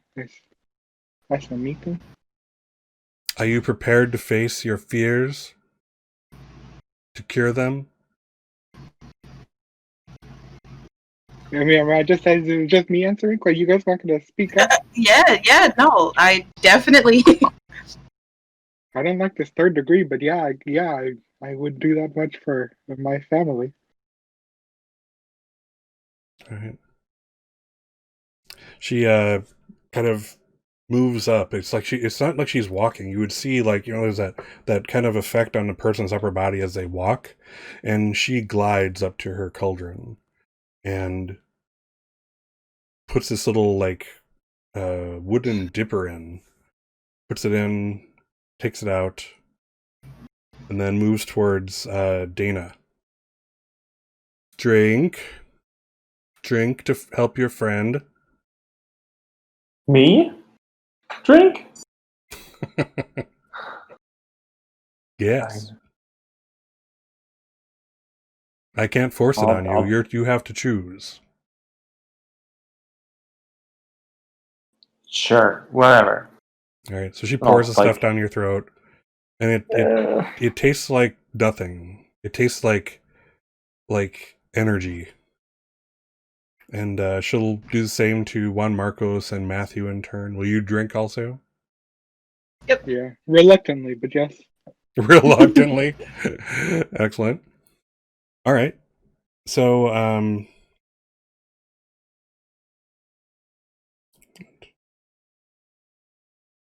use it. So I'm gonna go back here. this smells a lot better than the poop potion. The poop potion. All right. So let's see. Let's start with Dana. So Dana, after you drink the potion, you basically your eyes are kind of shut. You shut it, really tight at first, and after the potion kind of spreads throughout your body, and you just feel kind of light and airy, and then suddenly you're back to yourself, and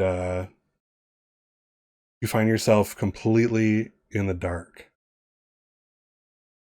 There's no light, no nothing, no form, nothing you can squint and make out the shape of, but there's stuff there. Wherever you are, there's stuff there.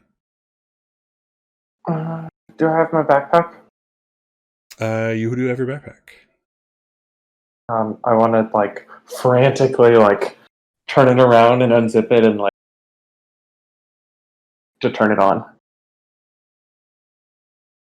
To turn what on? My magical flashlight. Oh, your magical flashlight? It emits nothing, even as you turn it on. I'm gonna try to turn on a light spell on my wand. Yeah. Go ahead, Cat. Let's cast a spell.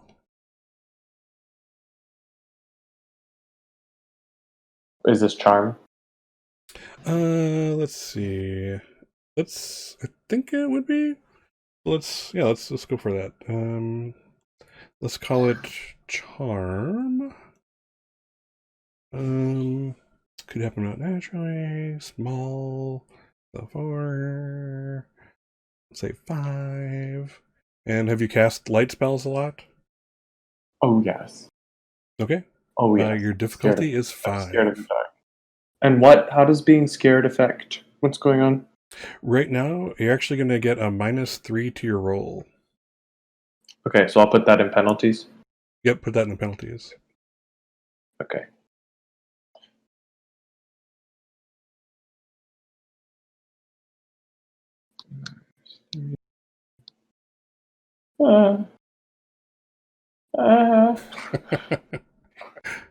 So you try your best to cast your spell, and you, for just a split second, you see what might have been like enough light to kind of see in the dark that the shape of your wand, but it just doesn't happen.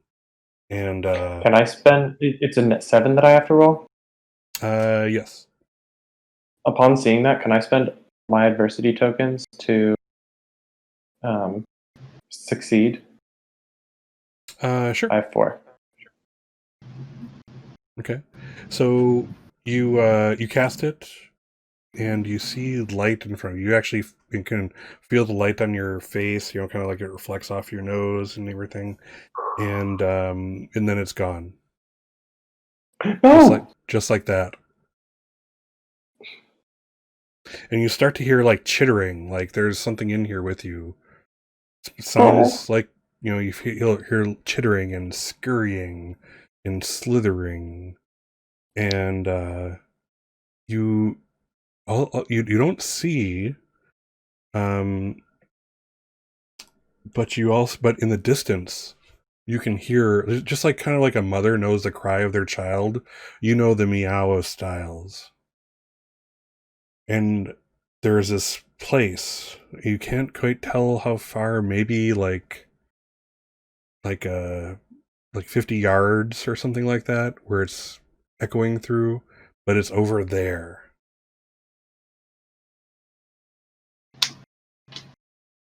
Okay. Well. And it starts to get louder, like you hear the skittering, and it's skittering towards Styles. Like it has to be, if in your mind's eye you're envisioning like 30 rats, hearing prey and moving towards this weakened thing with all speed. Chitter, chitter, chitter, Okay, chitter. well, I'm just gonna I think I'm just gonna run there. I'm gonna shut my eyes and run to Styles. Okay, go ahead and roll your flight. Okay. And for this, I'm gonna make it a solid 10 for this leg of the journey here. Go ahead and roll. Do I still have a -3? You do. You haven't done anything to really counter that yet at this point. You're still scared out of your gourd. Okay, well, because I spent all of my adversity tokens, I have a moment of light. But now you have one not have after that. this, so there you go. Ew.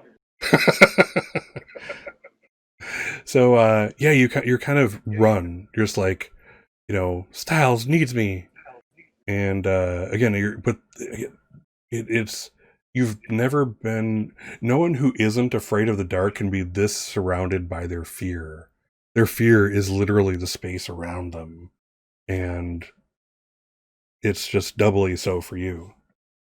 So you run as best you can, and you knock into something, and immediately you're kind of it must have been like at waist height, and as you slam into it, you kind of topple straight over it, and you hurt yourself slightly.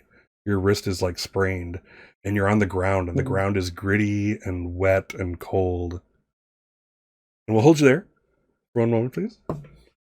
Meanwhile, Juan Marcos. See. There you are. Yes. All right. So you are in a classroom.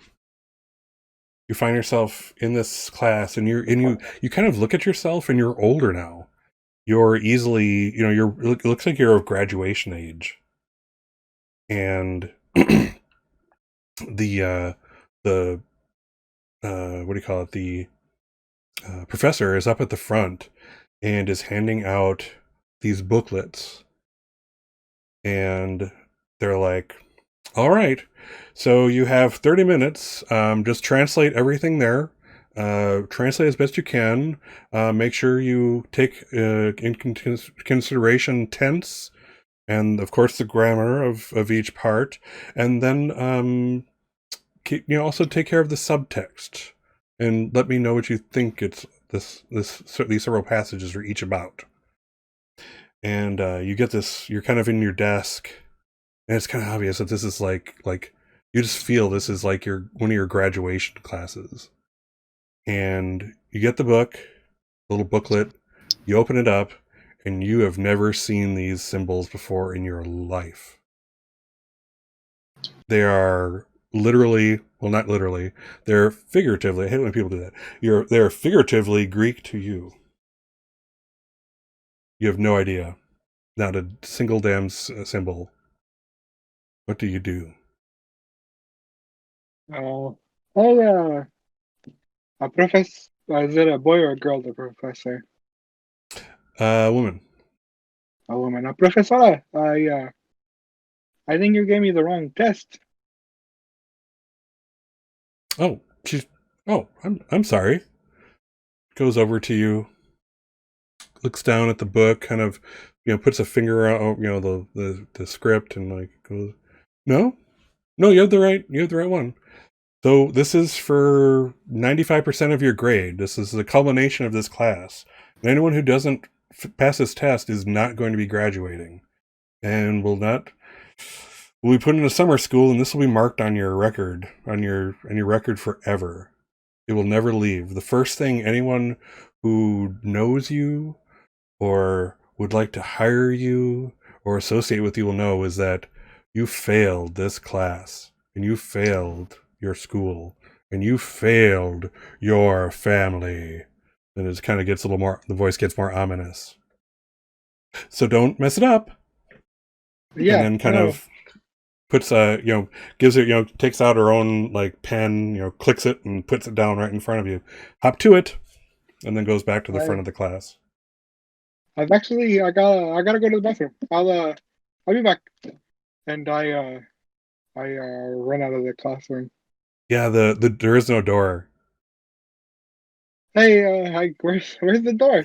I gotta go. Get back to your seat, Mr. Alexander. That time is ticking. Yeah, no, I gotta go to the bathroom. I'll be back. I need to relieve myself. It's urgent. You'll need to get back to your seat. There are no bathrooms. There are no doors. There are no windows or portals.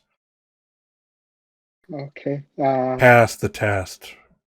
Fail go back. and destroy the rest of your life.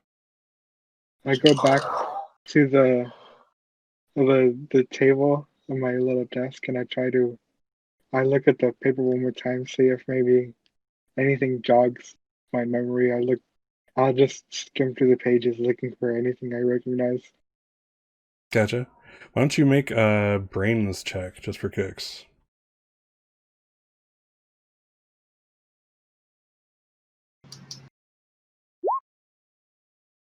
Yeah, no. It's all looking rather grim at the moment. And we'll put a pin in that one. And when we get to Matthew, you drink the stuff down, and again it tastes like just energy going down your throat, and you're nowhere for a second, and then you're everywhere, and then suddenly your eyes open, and you are Romeo in the play Romeo and Juliet. In fact, you're at the base of the what's it called? Please help me with my English. Tower? The tower. Castle? The thing that Juliet stands on is called the Porch. Banister? Let's call it a porch. It's a porch. It's not a porch, but I don't remember what the hell it is. My English is failing me as always.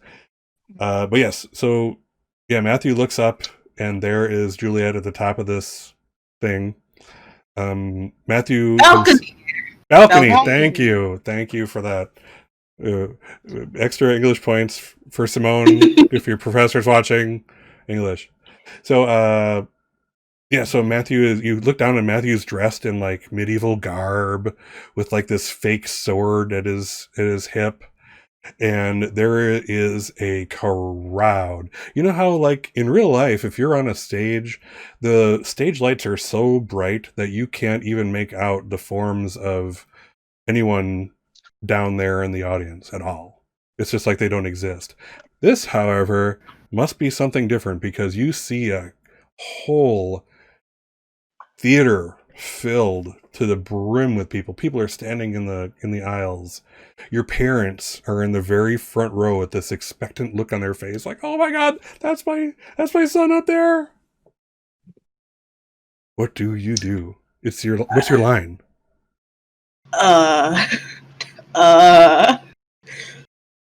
Cut the lights. cut the lights. I'm just all of the bulbs. I want them gone. That's my first instinct. Not, oh wait, what part in the play are we? It's just like, cut everything, lights off. I want it dark right now. Yeah, so do you do anything, or is that just your instinct? Do I have my rings on? My casting Yes. focus? You do. The lights. I'm going to cast a spell that will explode the bulbs. Ooh. All right. So let's see. It's unnatural. It can happen naturally. And I'm going to say it's a big area you're trying to do. So that'll be 8. Instantaneous for nothing. Have you done this kind of explodey spell before? All No. right. So it's going to be, let's call this a 13 difficulty. And it'll be a fight. So fight plus your magic die. And I have a -3. And you have a -3 to your thing. This is your fear. Hate this. God, this actually sucks. I believe. Oh! Okay. Cool. So you see the lights all explode. Like there's these are like kind of round bulbs with no, frosting on them to tone down the light. These are full on blaring type lights. That's what they're meant to do. And they actually have reflectors on the outside of the stage, so it pushes all that light in. And so these bulbs go pop, pop, pop, pop, pop, boosh. And for the split second, there's nothing. And then it's like the lights come on and we start the scene straight over again. Oh, Juliet's on the balcony. What's your next line? All right, we're going to put a pin in that one as we come back to Dana. Dana, what are you doing? I'm curling up on the floor. You hear, God, I have to remember that. Hear Styles. Row! Row! Row! And the chittering is getting farther away from you, but closer to Styles. Yeah. She's able to meow again, so she's okay. She's healthy enough to stop whatever. Alright, I'll just stay here, and eventually this energy will wear off, and I'll be back, and it'll be fine. I just had to face my fear, and I've done that, and the worst, and we're okay now. You hear a hiss. Row!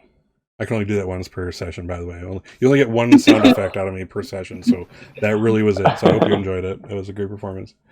So yeah, you hear that hiss, that meow, and you start to hear the chittering and the little tiny pitter patter footsteps stop moving, and now you hear Styles screaming, if a cat can scream. What do you do? Do I still have my wand? You do. Well, I'm just gonna shoot an anti-rodent spell in that direction. Yeah, we can try that. All right. Or maybe can I do a summon style spell instead? Good. So that's a good question. So what was? Because I'm not good at fight, but you said flight moves stuff. Yeah, and I'm good at flight. All right. So let's do that. So let's see. So this will be, again, you're pulling Styles towards you. Can happen naturally. We'll call it a Booker, smaller, or instantaneous. And have you cast a summon Styles before? I don't think so. All right. Let's see here. I've probably seen Addison do it because she have not. Okay. Come closer with her will all the time. All right. So let's see here. So 3, 4. The difficulty will be 7 with your -3. Okay. About Excellent. time I had a success. 17. Excellent. So you kind of you're concentrating on your wand. It's like you're just terrified. Everything at the heart of you is saying you're in danger. This is scary. The unknown. There's nothing but the unknown out there. It's bad. The unknown is not a good thing. So Agreed. so it's as you're kind of focused on like your fear, but also on styles. Again, in any other situation, if there was a dark, you just would have sat there curled up on the ball and waited for this to end. But to hear Styles, screeching and in pain and needing you, and it Styles being a little part of you, kind of spurs you on. And next thing you know, Styles is in your arms. And we'll put a pin in you there. Not a pin in you, but you know what I'm saying. And let's go to Juan Marcos. So you're sitting at your desk again. What are you doing? He was last we left him. He was vigorously running through his paper, trying to see anything that he recognized. And as soon as he realizes he doesn't, Juan Marcos takes a moment, looks down at his paper, looks at the teacher, looks at all of the other students, and then he comes to the realization that if he doesn't get out of this somehow, he's done. You know what I mean? He fails, and that's it. So he's gonna do the only thing he can really think of right now. And well, I mean, you can't take a test if your wrist is broken, right? Oh my god! You're about to cast a fight spell on yourself? That's impressive. Yeah, it's gonna try and break his wrist. All right, just for kicks, let's roll. Are you gonna do this magically or just the old-fashioned way? That's hardcore, man. Yeah, it's fucking. Which way are you doing it? His worst fear. He's gonna just push it against the desk, just the old-fashioned way. Oh, it's gonna be taking a little more than that to. Oh, is it? Yeah, I'm okay. Well, we'll do magic then, because it's the same either way. It doesn't really matter. We'll do magic. All right. So yeah, let's do a fight roll. I'll make it a difficulty 7. Oh man. 8. And then, is that minus your 3 for your fear? No. So it's 5. All right. So do you have any adversity tokens left? I have 1. You get 6. All right. So yeah, it's hard to say you fail in hurting yourself, but you kind of you intend to break your wrist, and what you actually end up doing is like as you slam your wrist down, you feel the crack in the bones of your arm. Ooh.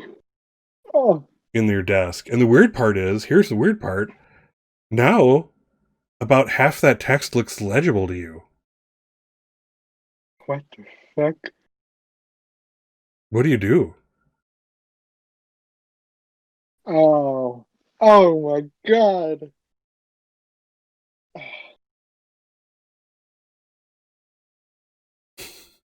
Oh wow. So it looks legible now? Half of it does.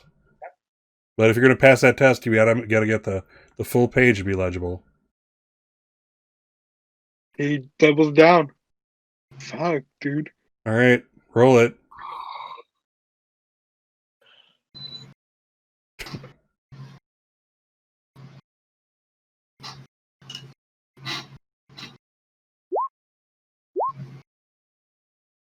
Is that with your minus 3?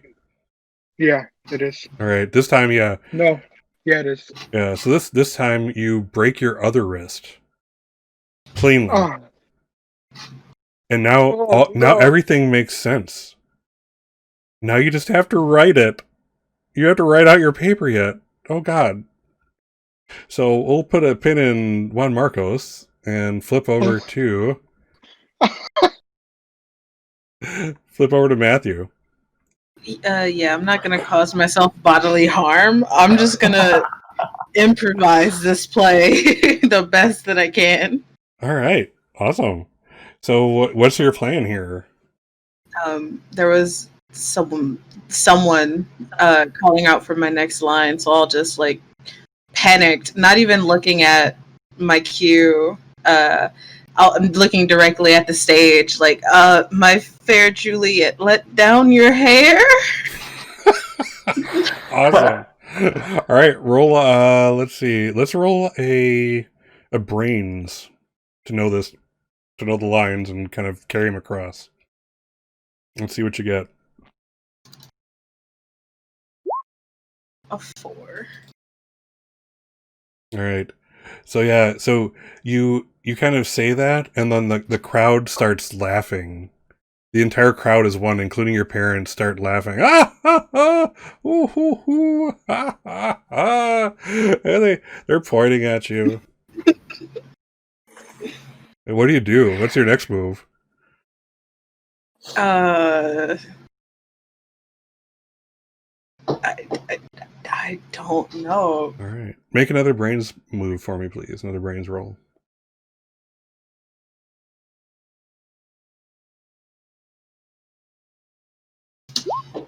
One. Yeah, you kind of try to ad lib again, and the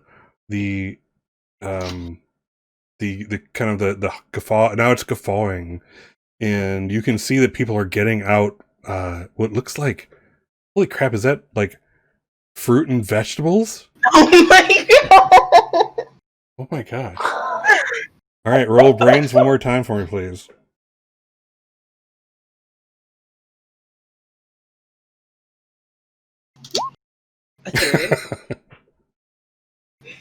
And they start pelting you with it.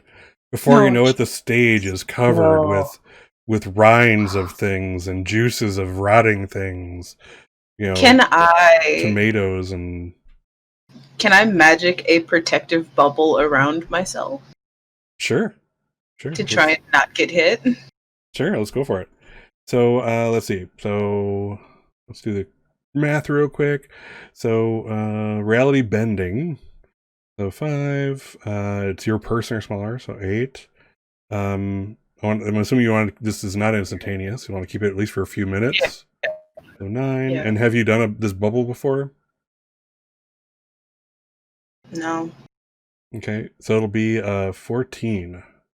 Jeez. And this will be. I'll say this is a brawn. So roll brawn plus your magic die. Oh, there's no way. How much did you say? 14. 11. Oh my god, I could get 13, but not 14. Jeez. All right. Wow. So you kind of like stand up like this, like you're casting this bubble, and instead you find that like your vision is obscured by this tomato hitting you, and like the juice is running down. No. I don't want to hide. So we're gonna jump back to Juan Marcos actually. Juan Marcos, how's that paper writing coming? With your broken arm and other broken wrist. He's gonna try and levitate the pen. All right. Give me one magic roll, brawn, or I'm sorry, a flight. That's moving thing. So give me a flight magic.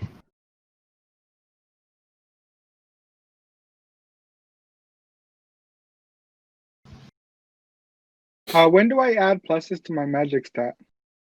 You should have it already in your thing. So like flight for you is a +1 magic, so it should already be added in.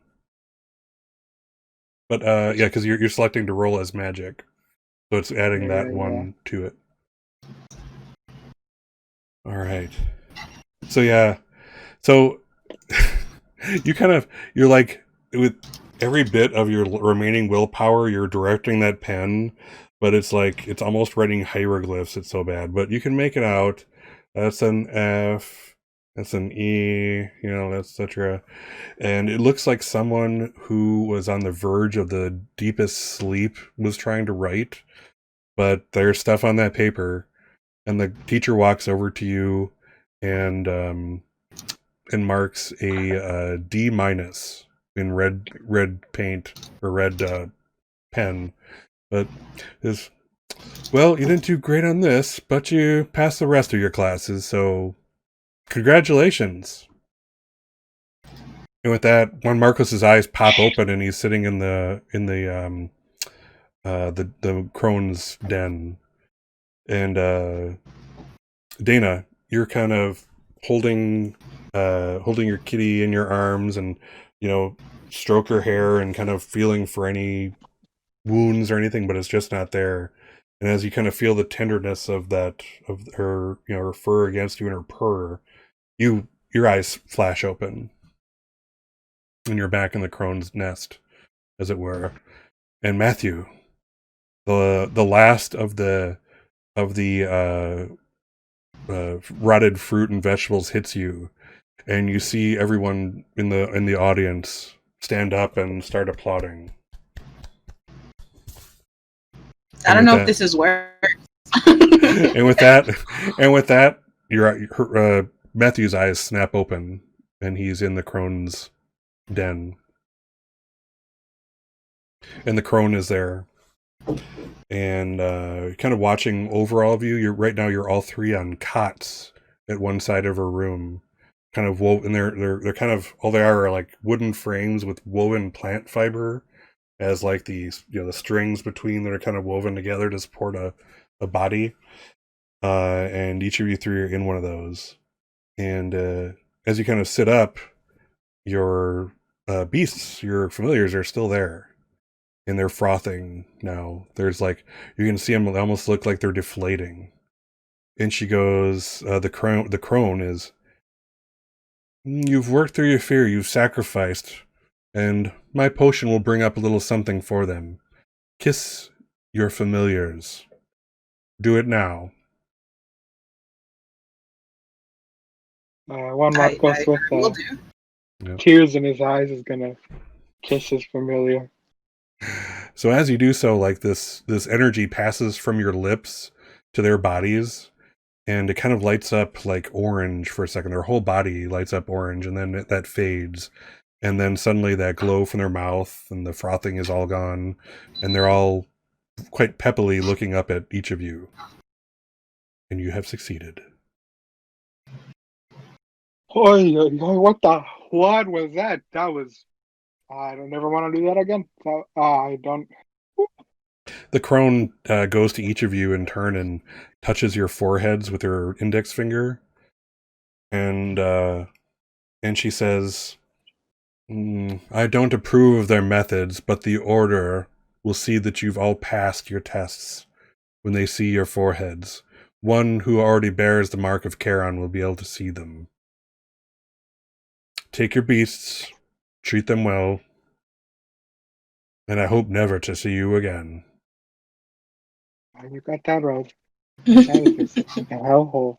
And with that, I'm sorry. She takes a few steps back and kind of melds with the darkness of the back of the hut, and she looks like she's not there anymore. I'll leave some corn nuts on the counter for you. Freaking corn nuts. What do you do? You guys want to get out of here? Yeah, no, I want to go home. I'm exhausted. I'm a headache. I can't do this. Did you guys have to break your arms too? No. No. Yeah, no, me neither. No. Yeah, me neither. Yeah, me neither.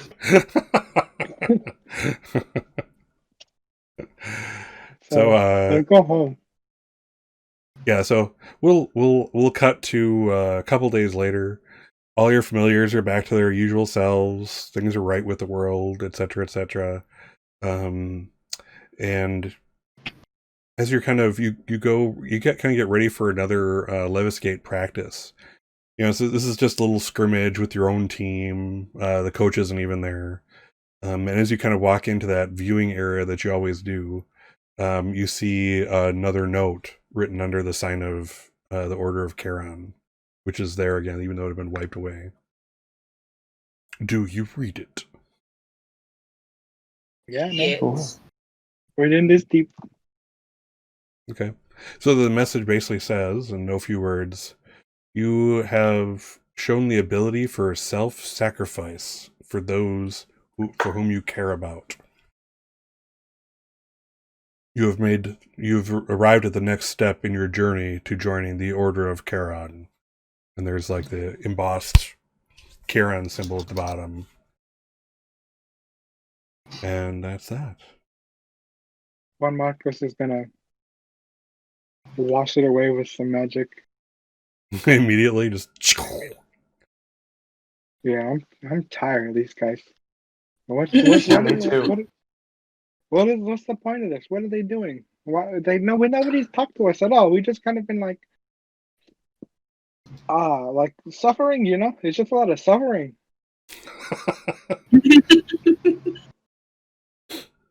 Yeah, I'm not really interested in joining them. They're like the people who won't shut up about coming and visiting their club or something. They're just like, I don't know where you got in your idea that I wanted a chess team, but I'm not interested in the chess team. I want to see what they have to say for themselves about all this craziness. I just want them to stop messing with us. I'll sign whatever petition you want. Just stop. I'll sign whatever petition you want. Oh my goodness. I don't even know what we would get out of this, Status, maybe.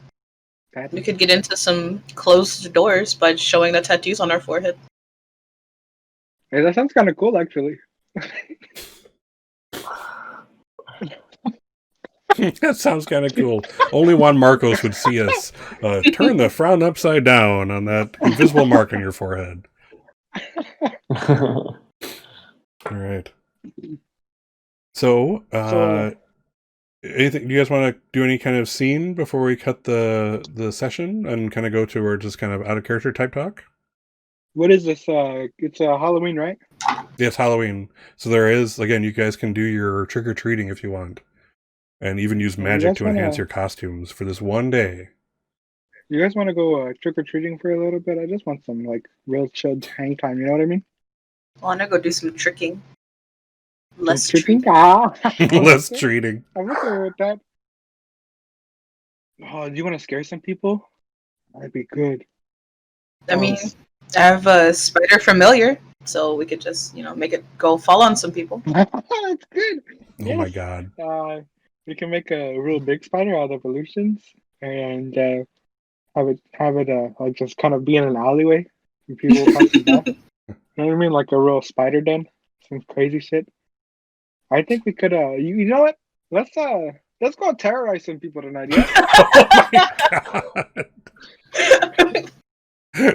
All right. So what kind of are you guys going to use? Costumes? Are you going to do costumes or magic or a combination? Yes.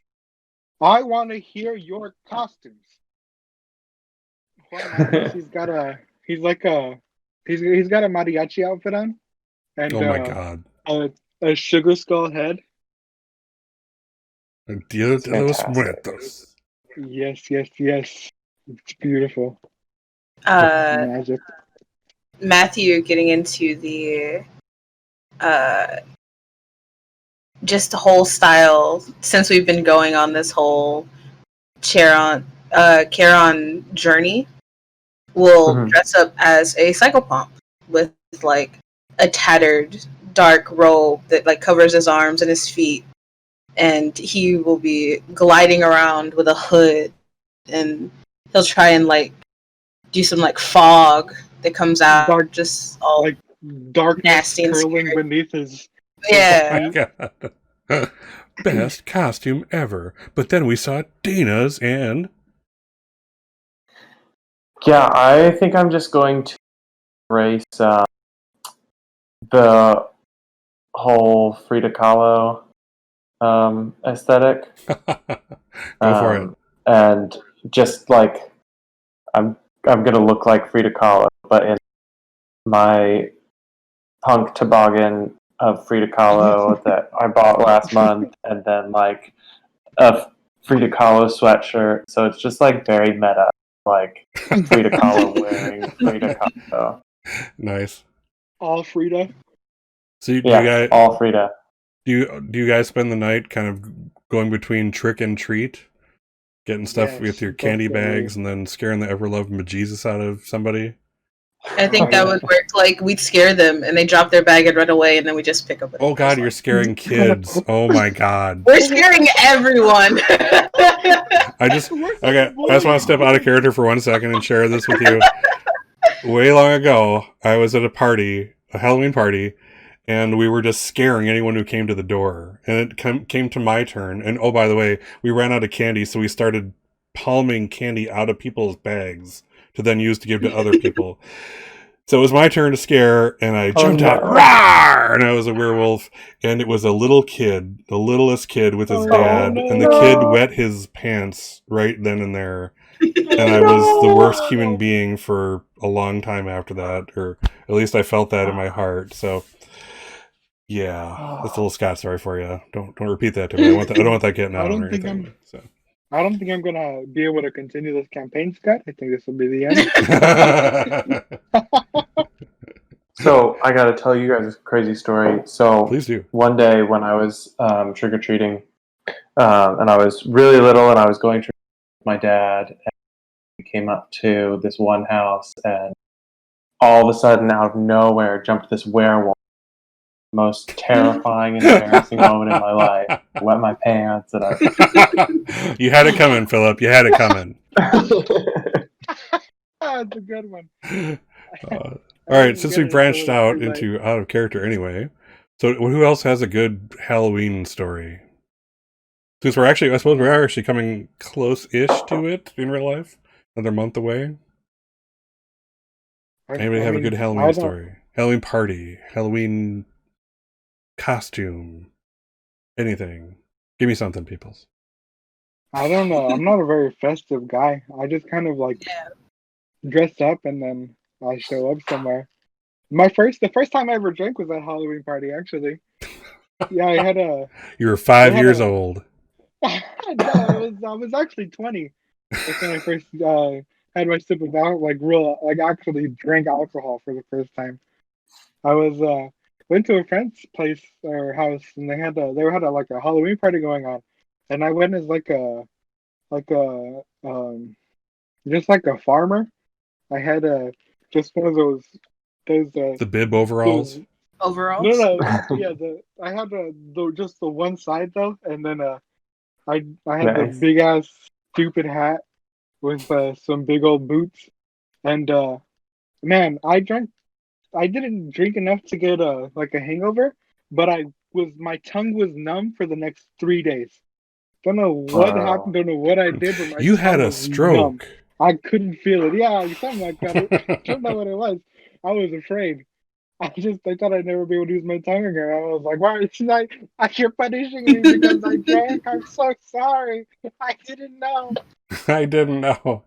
I will never drink again. Yeah, no, you're gonna freaking out. It's gonna happen.